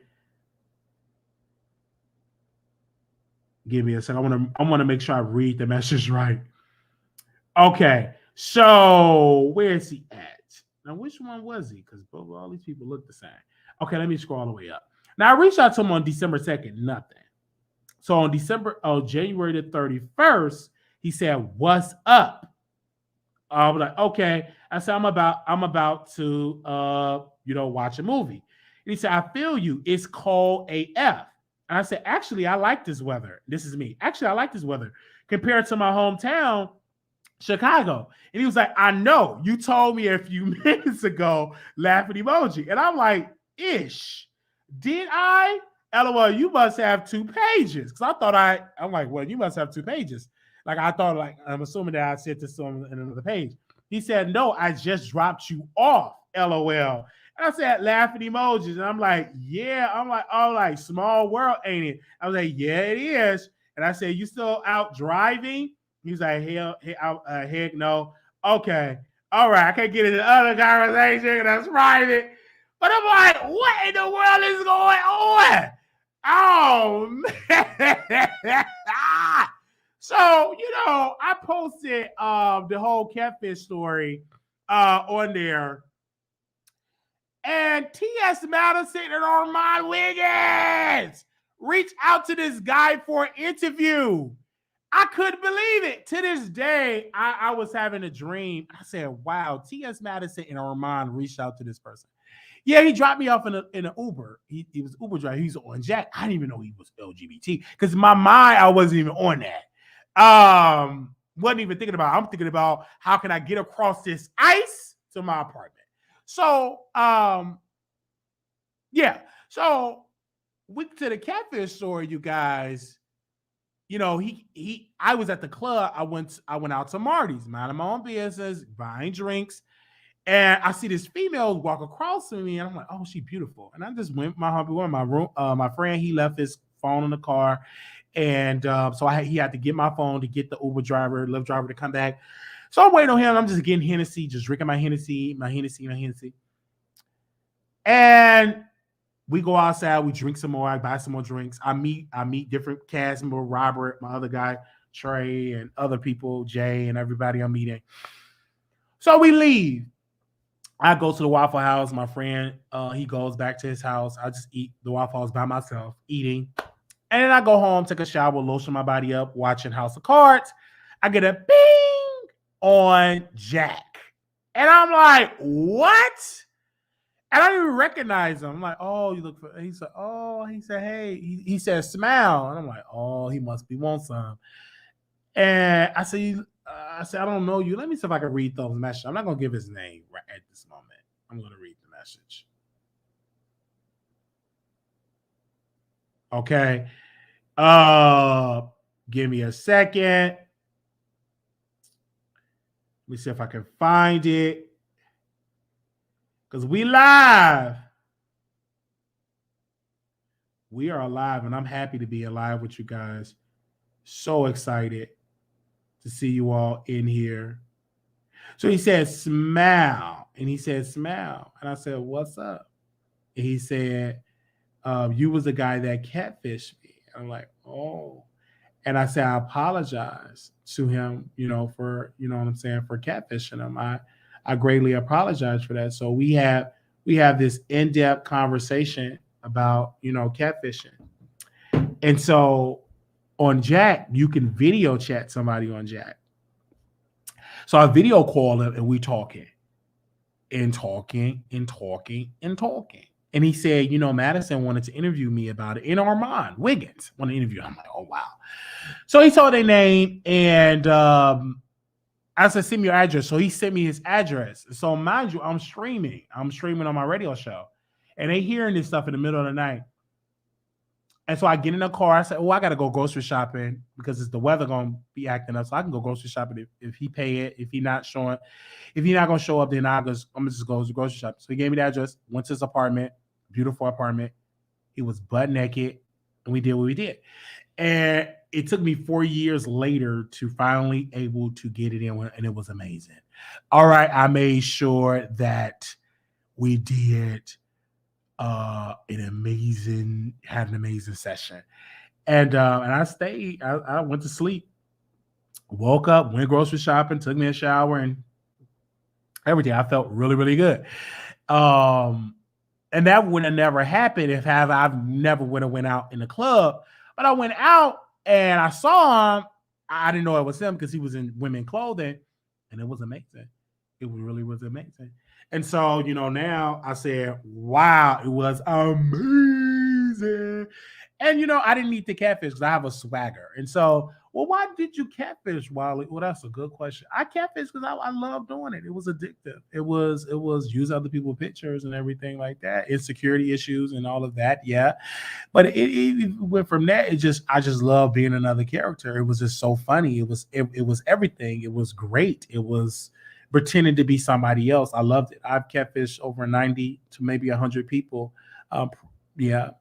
and it was like years in it. So, and I became a pro at it. And most of 99% of the guys that I've catfished, I've had an amazing sessions with.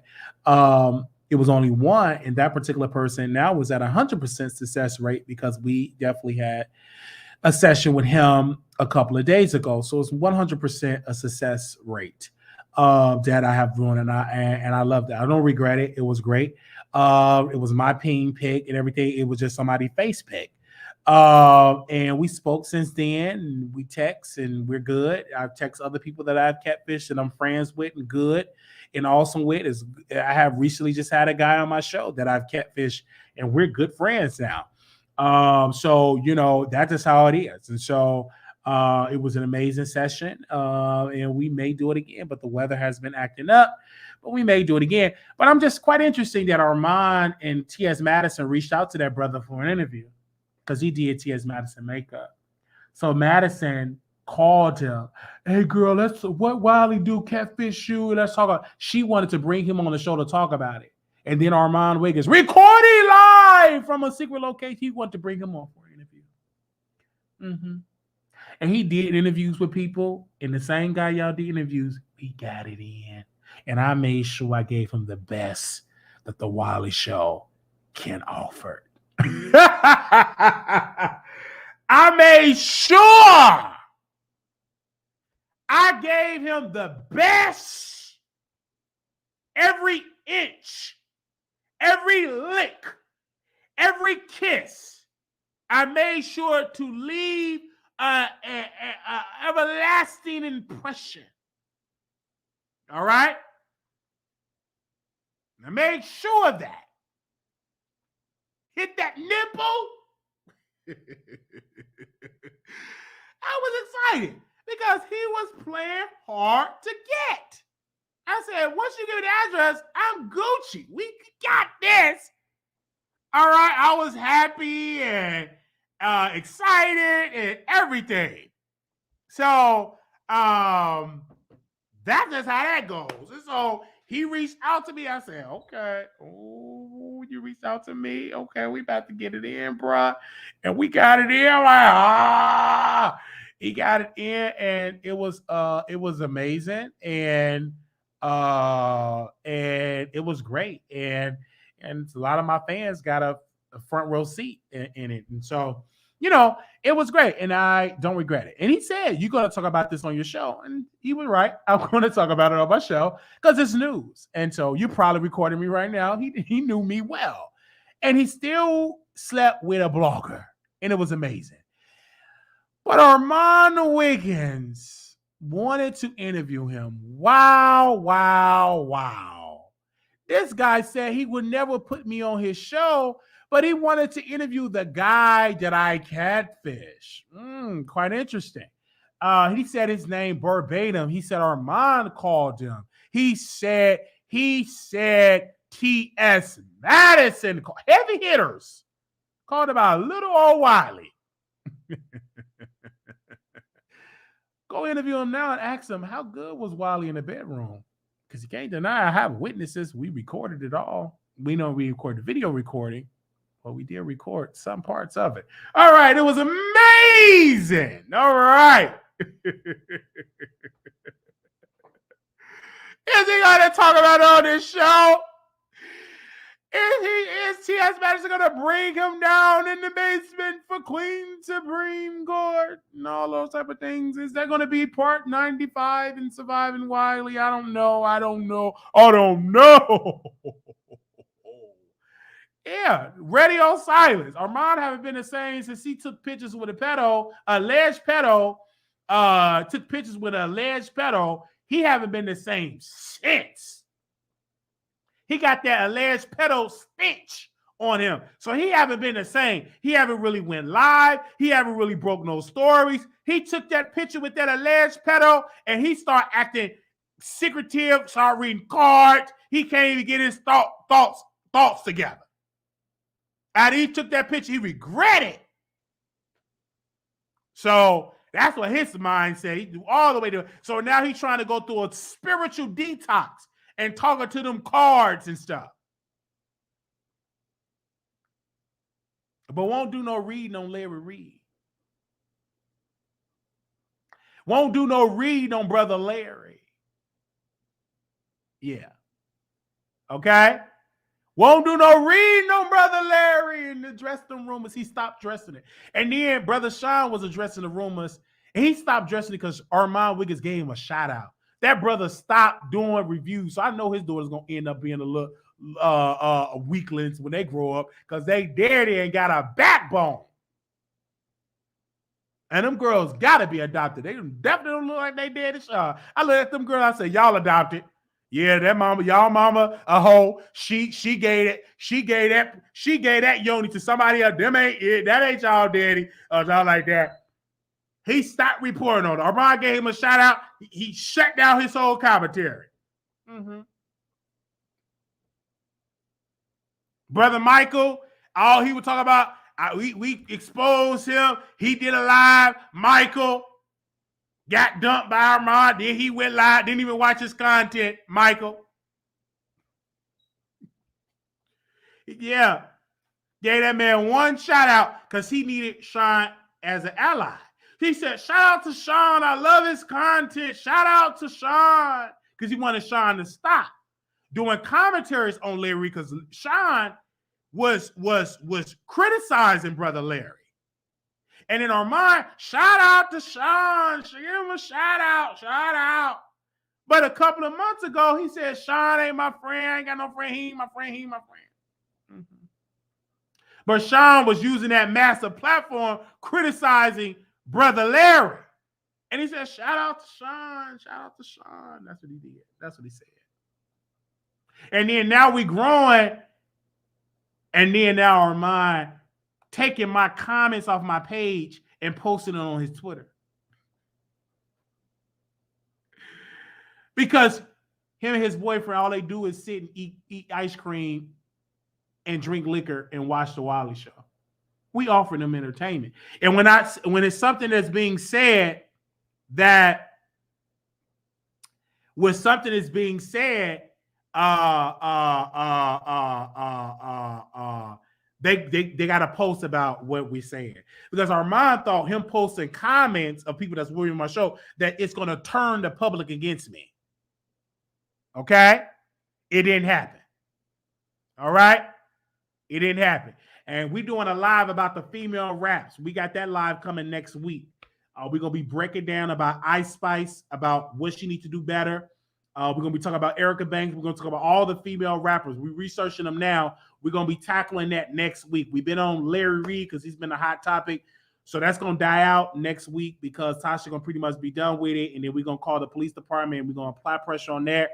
And then he's going to get the lawsuit. So we're going to re-pick that back up once he filed these suits. But obviously that probably going to happen because he got a suit with Bishop Whitehead. And so we're going to talk about the female rappers, about what they need to work for. Because a lot of them are lazy women. Lazy women. We're going to definitely talk about it on next week. So we got a live that's coming next week. We're going to talk about it, okay? All right. We definitely going to talk about them lazy women. Because I'm going to give you all a sneak preview because Nicki Minaj took a break. And that was the time for all of these female rappers to release albums, going on tour, waking up the streets. Every time Nicki take a break, it looked like female rap get really quiet. That don't make no sense. Y'all need to be out there in the studio, recording and going on tour. I told Erica Banks, and she got mad when I said it. I said, push back them Buffalo Wild Wings and hit that studio. You got a strike against you. You already chunky and you dark skinned. So you got to work twice as hard to make up noise in the industry. This ain't no time to eat Buffalo Wild Wings. This is the time while the queen is sleeping and not really producing music. You need to be out producing music and not busting down Buffalo Wild Wings. Okay? All the rest of the female rappers that was on that song, JT and others, that was on that song with Nicki, they all went away. They ain't doing nothing. Y'all need to be out here releasing music. And Cardi B, you on the phone with Armand gossiping about Tasha K and everything like that, and need to be giving something to your husband, and you on the phone for 2 hours and haven't released no album, but you can't even spend 30 minutes on a show with Armand Wiggins, but you get on the phone and you kiki and gossip with this drunk, and you can't give that drunk 30 minutes and give him a sit-down interview, but yet you will sit on the phone for 2 hours gossiping and talking and kikiing. I could do that with somebody else. Bring your hind part to my show so my show can go to the next level, because if Cardi B come on my show and co-sign, that will make more celebrities come on my show. And you know why I knew that you've been on the phone with him, Kiki, and talking about Nicki Minaj and dragging Nicki and all these type of people? Because you got a clout chaser, AKA drunk Armand Wiggins, came on his platform and posted that he was on the phone with you for 2 hours and 56 minutes. Why can't you spend that 2 hours and 56 minutes by producing and releasing a new album? You can sit on the phone and talk with a bottom that is a drunk that took a picture with an alleged pedo, and you got daughters and you got children, and you're sitting on the phone with a man that co-signed a pedo, and you on the phone gossiping about Nicki Minaj. You, my sister Cardi, is trash. You was on the phone with him for 2 hours and 56 minutes. Where your album? And then when you tell her to put out an album, I got to worry about my kids, watch my kids. But you ain't worried about your kids when you're gossiping with a bottom that is a drunk, that can't control his liquor.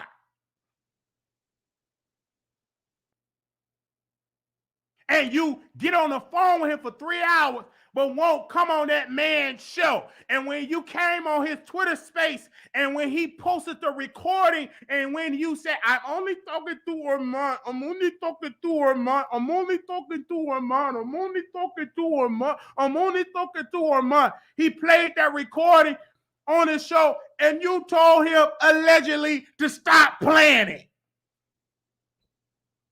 But yet you want to get on the phone and kiki and gossip with me. But when it's time to do the show, I'm in my little office studio in LA. You can't come on my show, but yet you can talk to me in the dark about Nicki. And he out there can't even monetize off of that. And he's so desperate for validation of the Barty gang and the audience, he posted that screenshot of him talking to Cardi for 2 hours and 56 minutes. But you can't bring your stinking tail on this show for 15 minutes so he can get the clicks and views and get more of an introduction with celebrities. And so finally, he don't have to be in the shadows of Jason Lee. He don't have to be in Brother Jason Lee's shadows, because Brother Jason dropped him like a bad habit, and Brother Armand, the drunk, got on his platform and he burned that man's book to ashes. And he dumped, and Jason got a show on Revolt, and Brother Armand, the drunk, while he was drinking with his mom with all that makeup she wear, and called me from Paris not to cover Jason.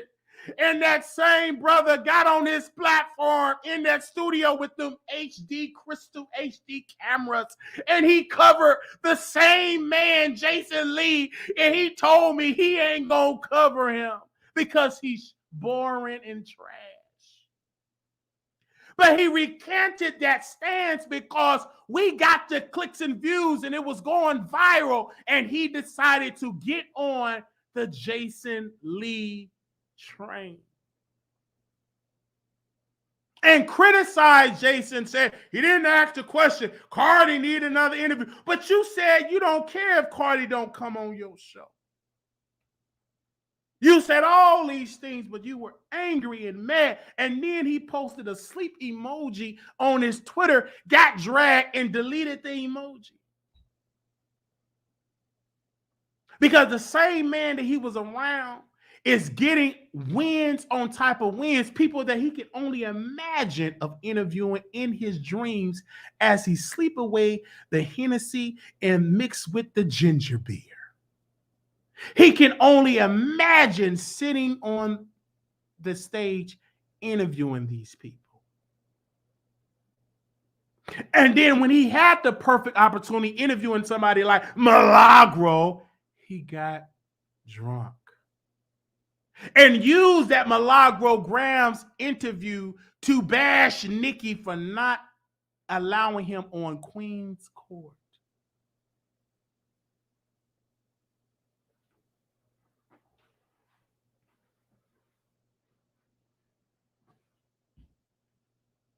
He used Milagro to bash T.S. Madison for not being on the Queen Court.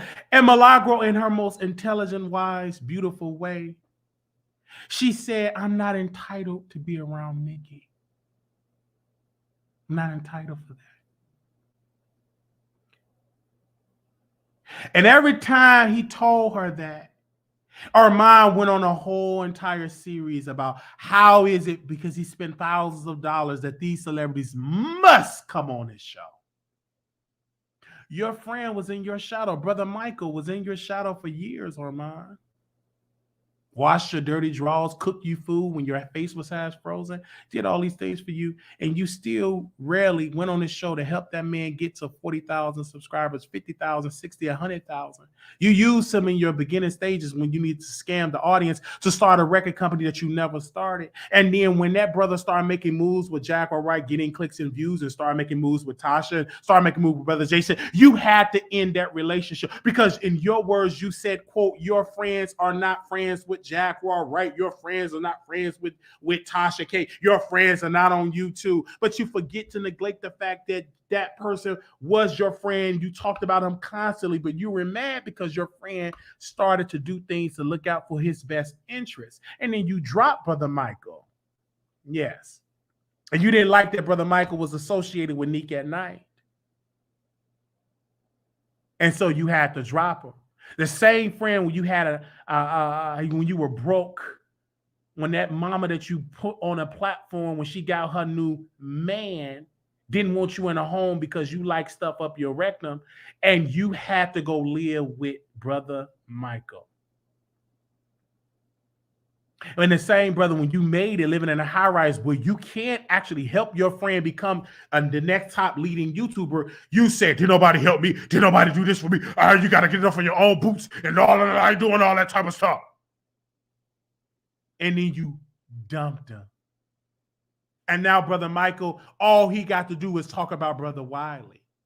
But I tell Brother Michael, I said, Michael, don't address Brother Wiley until you address Armand Wiggins and give us the root of the issue, or why did he drop you? And why do you think it's okay for you to rub shoulders with Jason Lee? So don't go live talking about Brother Wiley. Talk about Brother Armand Wiggins dropping you. That's more newsworthy. Those are the type of information that give you more clicks and views and more subscribers. Not you talking about Wiley. You did that before. You did a 55-part series. Didn't go nowhere. But we want to know about Brother Armand Wiggins and why did he drop you? And how did that make you feel? And when you go into those circles, do they mention Armand Wiggins? Yeah. That's what we want to know. So you can blab your mouth about me all the time, but until you address Armand Wiggins, you can keep quiet about me. Because you were dumped publicly.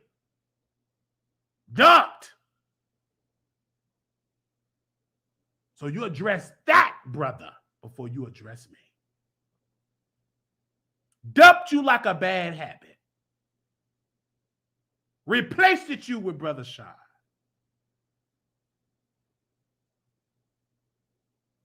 So go live, beg for cash apps, super chats. But you ain't going to dress Armand Wiggins because he got you spooked and nervous. You can't even utter his name out of your lips. But you can utter Wiley all day. Utter his name about that mess and that drama before you try to utter my name.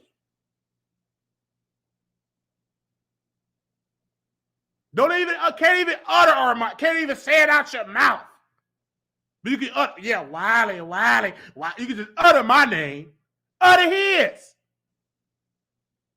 Let the folks know what he did. Now he dumped you.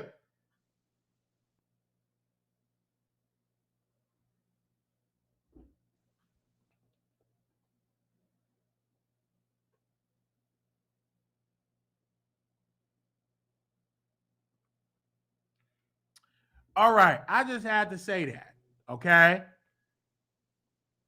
All right, so y'all don't know who I'm talking about. Y'all ain't caught up. But Brother Michael know who I'm talking about. And if you sign NDA ain't number paper. NDA, it is hard to prove an NDA. That is a scare tactic for uneducated fools. NDA is for uneducated fools. It is a scare tactic, it's a piece of paper. That's for uneducated fools. You really can't even prove an NDA in court. You rarely bring that in court. That is a scare tactic. Oh, you signed an NDA. We'll go ahead. You have to prove your case. And the wording have to match up legally. And most of these NDAs are a bunch of bull crap. It can't even hold up in a court of law. And most of these cats not even going to sue you because of violating the NDA. All right? I'm obsessed with topics.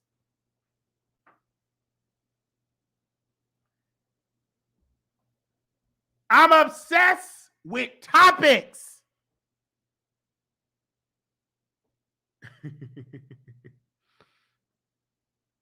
Ain't no but a scare tactic.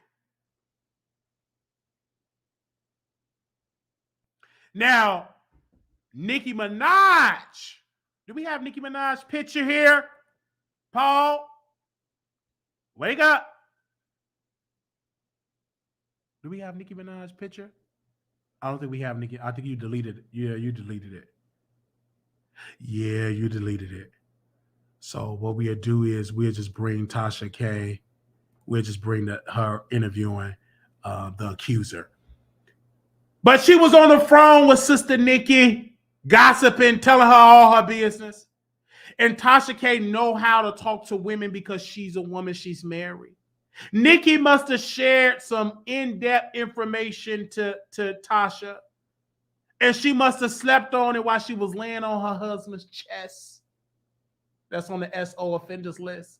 And she must have called Sister Tasha and said, Tasha, I need you to sign an NDA. And Tasha K told Nicki, I'm not signing a NDA.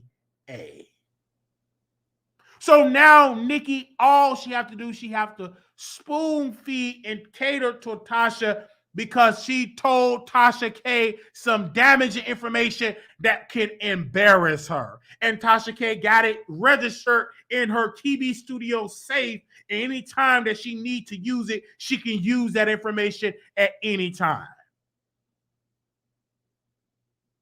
And you know how we knew that she signed an NDA? Is because Sister Tasha came over to the Wiley Show.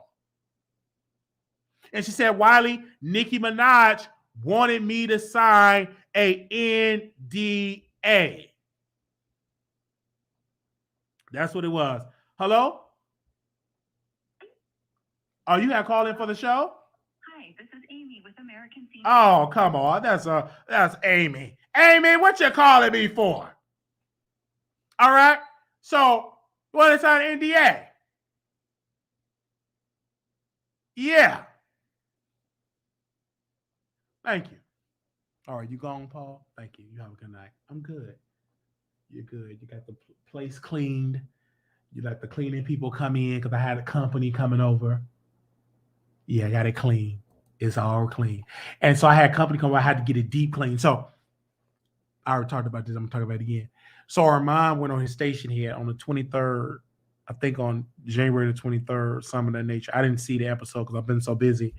And so it came across my desk. He said, "You must be real nasty to have a cleaning crew." I don't care if the place is filthy. If I'm paying you $300 to clean my apartment, you're going to clean it. So it's nothing wrong with that. And then the brother was talking. And he said on his show, Armand the Drunk, he said, "I want a cleaning person too, but my man don't want no cleaning person. I also need a laundry person because I got a lot of dirty drawers and shirts and Fashion Nova clothes. I don't like folding. I need a laundry person." So how you criticizing me hiring a cleaning crew to clean my apartment and you want a cleaning person and laundry person? Ain't nothing wrong with that. But you're listening to my show and you took what I said and thought you was going to use that to embarrass me, but you can't use it to embarrass me because I said it publicly. It's nothing wrong to have a person to tamper and clean your bread basket and apartment. All right? Ain't nothing wrong with them scrubbing the toilets, scrubbing your counters, deodorizing your apartment. There's nothing wrong with that. Nothing wrong with them washing the windows and dusting the light fixtures. There's nothing wrong with that. Putting a little fancy fold on the toilet paper. Nothing wrong with that. So when my companies come in, they come into a clean apartment. Thank you. All right? Little black boy, you're beautiful. Little black girl, you're enough. When things get hard, please put God first. Ladies and gentlemen, thank you. We at the end of the show.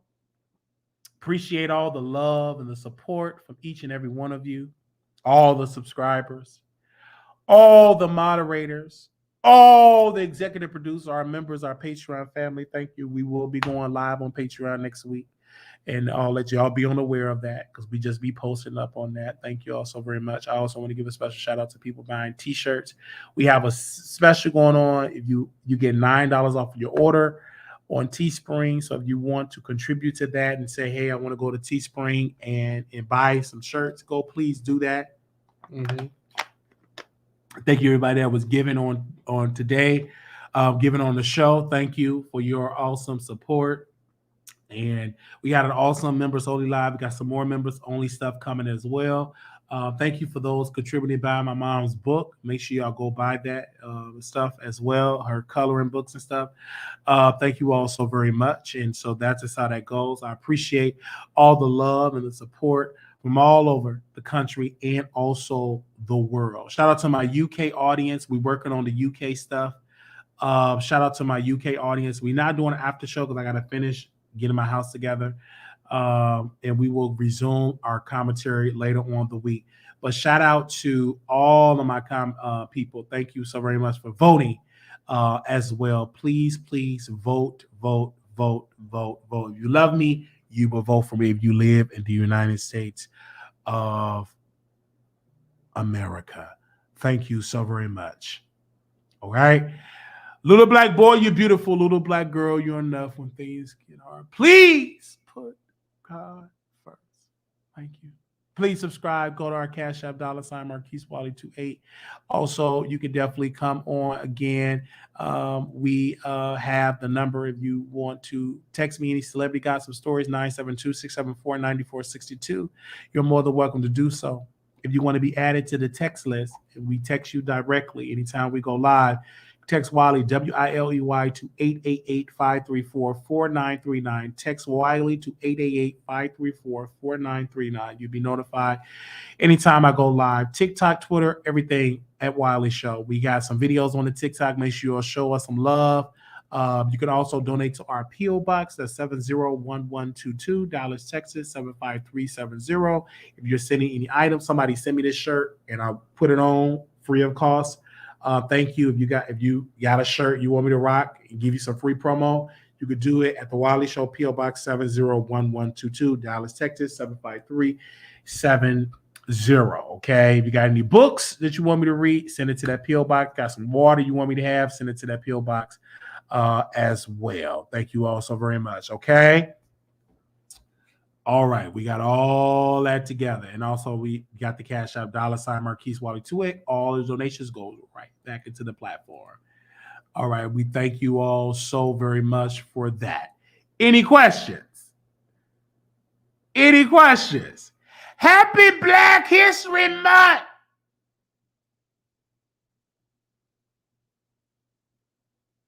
Any questions for me? Any questions? And also,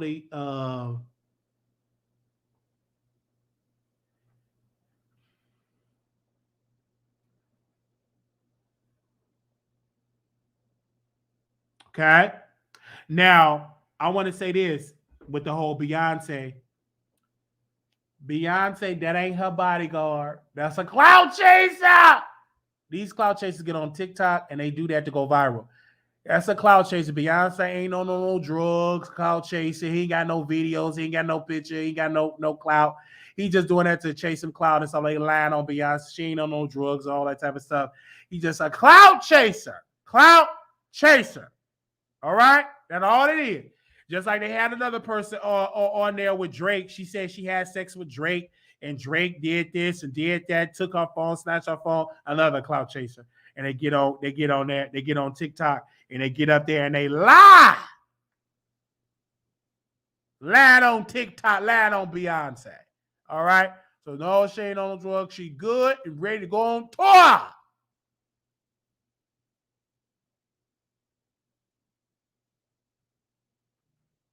All right?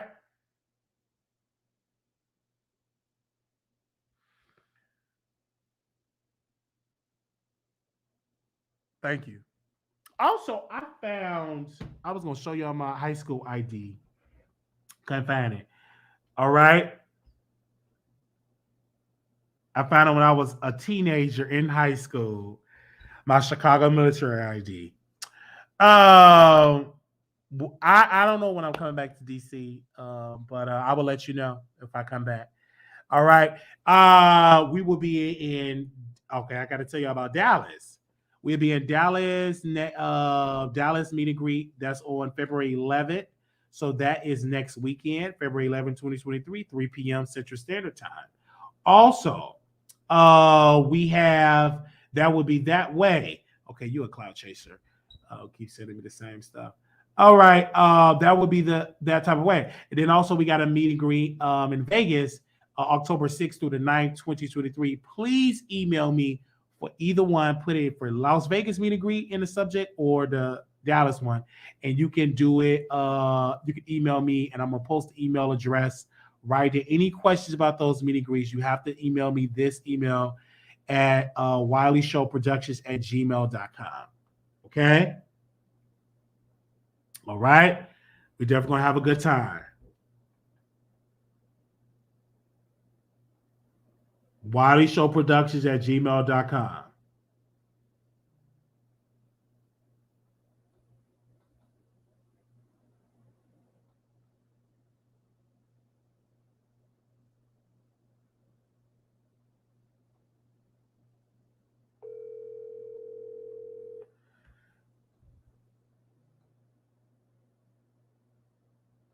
Hello.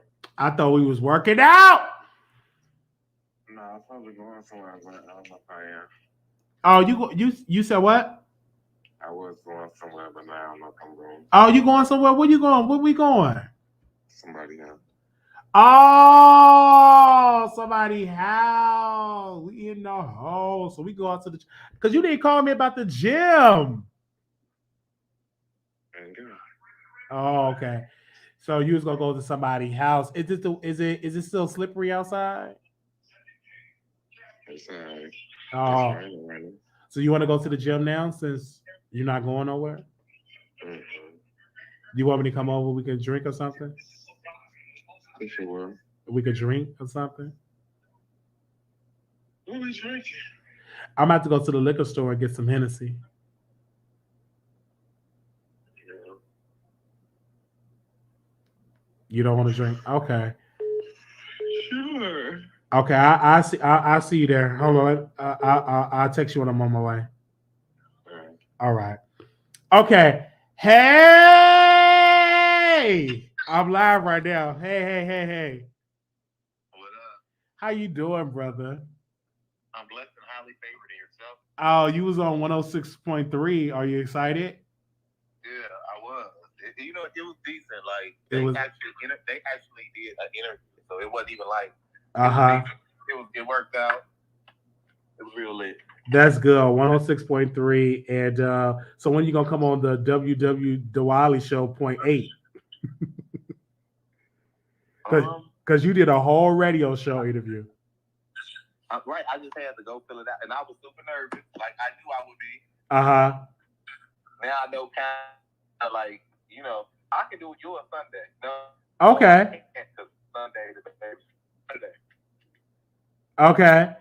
Okay, we could do it. I can do you on Saturday. We could do it. I'm actually gonna be in Chicago on Saturday. You said what? You gonna be in Chicago? Yeah, this weekend. If my flight don't get canceled, but yeah.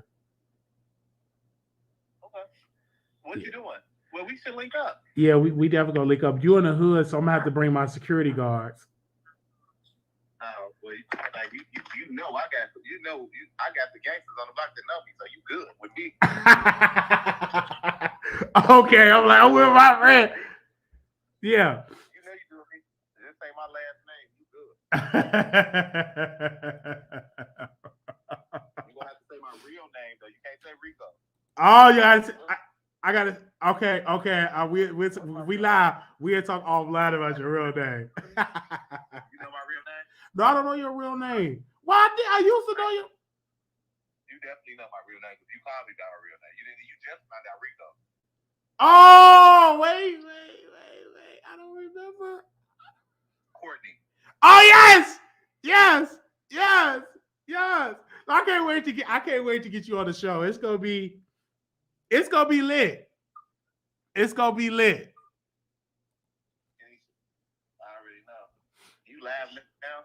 Yeah, I'm live right here. Hold on, let me let you see. Hold on. So you can see right now. How do I turn this around? So right now we got like 259 people watching. So this video probably gonna have like 10 or 15,000 views at the end, like when the replays and stuff. So yeah, we live right now. You want me to do an interview now? No, you could do it whenever, you know. If you come this weekend, you can come to the store and interview me face to face. Okay, yeah, I'll go to the store. I can meet your auntie and everything because I've never met her. And we don't have to be set up in the front of the store. I'll set you up in the back. It'll be real. It'll be away from everybody. Okay, yeah. That's what's up. Okay. All right. I hit you up when I'm in the city, so you'll know. All right. Okay. All right. That was our Chicago friend.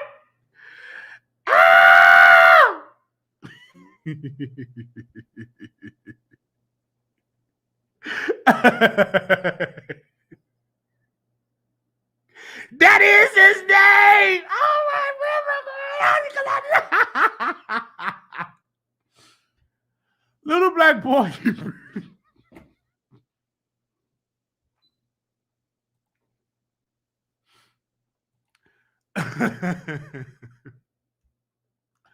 Little black boy, you beautiful. Little black girl, you Thank y'all so very much for y'all support. Little black boy, you're beautiful. Little black girl, you're enough. When things get hard, please put God first. Thank y'all so very much. Honor and privilege for y'all coming on here to show, showing us love, showing us support. We not going live on station here. If I go out, I probably would do it. But I gotta finish packing. Okay, all right. I gotta finish packing. And yeah, I gotta finish getting myself together. Thank y'all so very much. Little black boy, you beautiful. Little black girl, you enough for things, girl. Please put God first. Thank y'all. This was lit. Crystal, love you. Love you. I see the laughing emojis. All right. Okay. They said pack home station. Oh, you're the best with you, Oli. So, yeah, thank y'all so very much for y'all support. Make sure y'all catch the replay. Thank y'all so very much. Make sure y'all like the video. Gotta go. Love y'all. Love y'all. Happy Black History Month. Thank you so very much for the massive support. We will see y'all in the next live. Thank y'all. Deuces. Hey, hey, hey.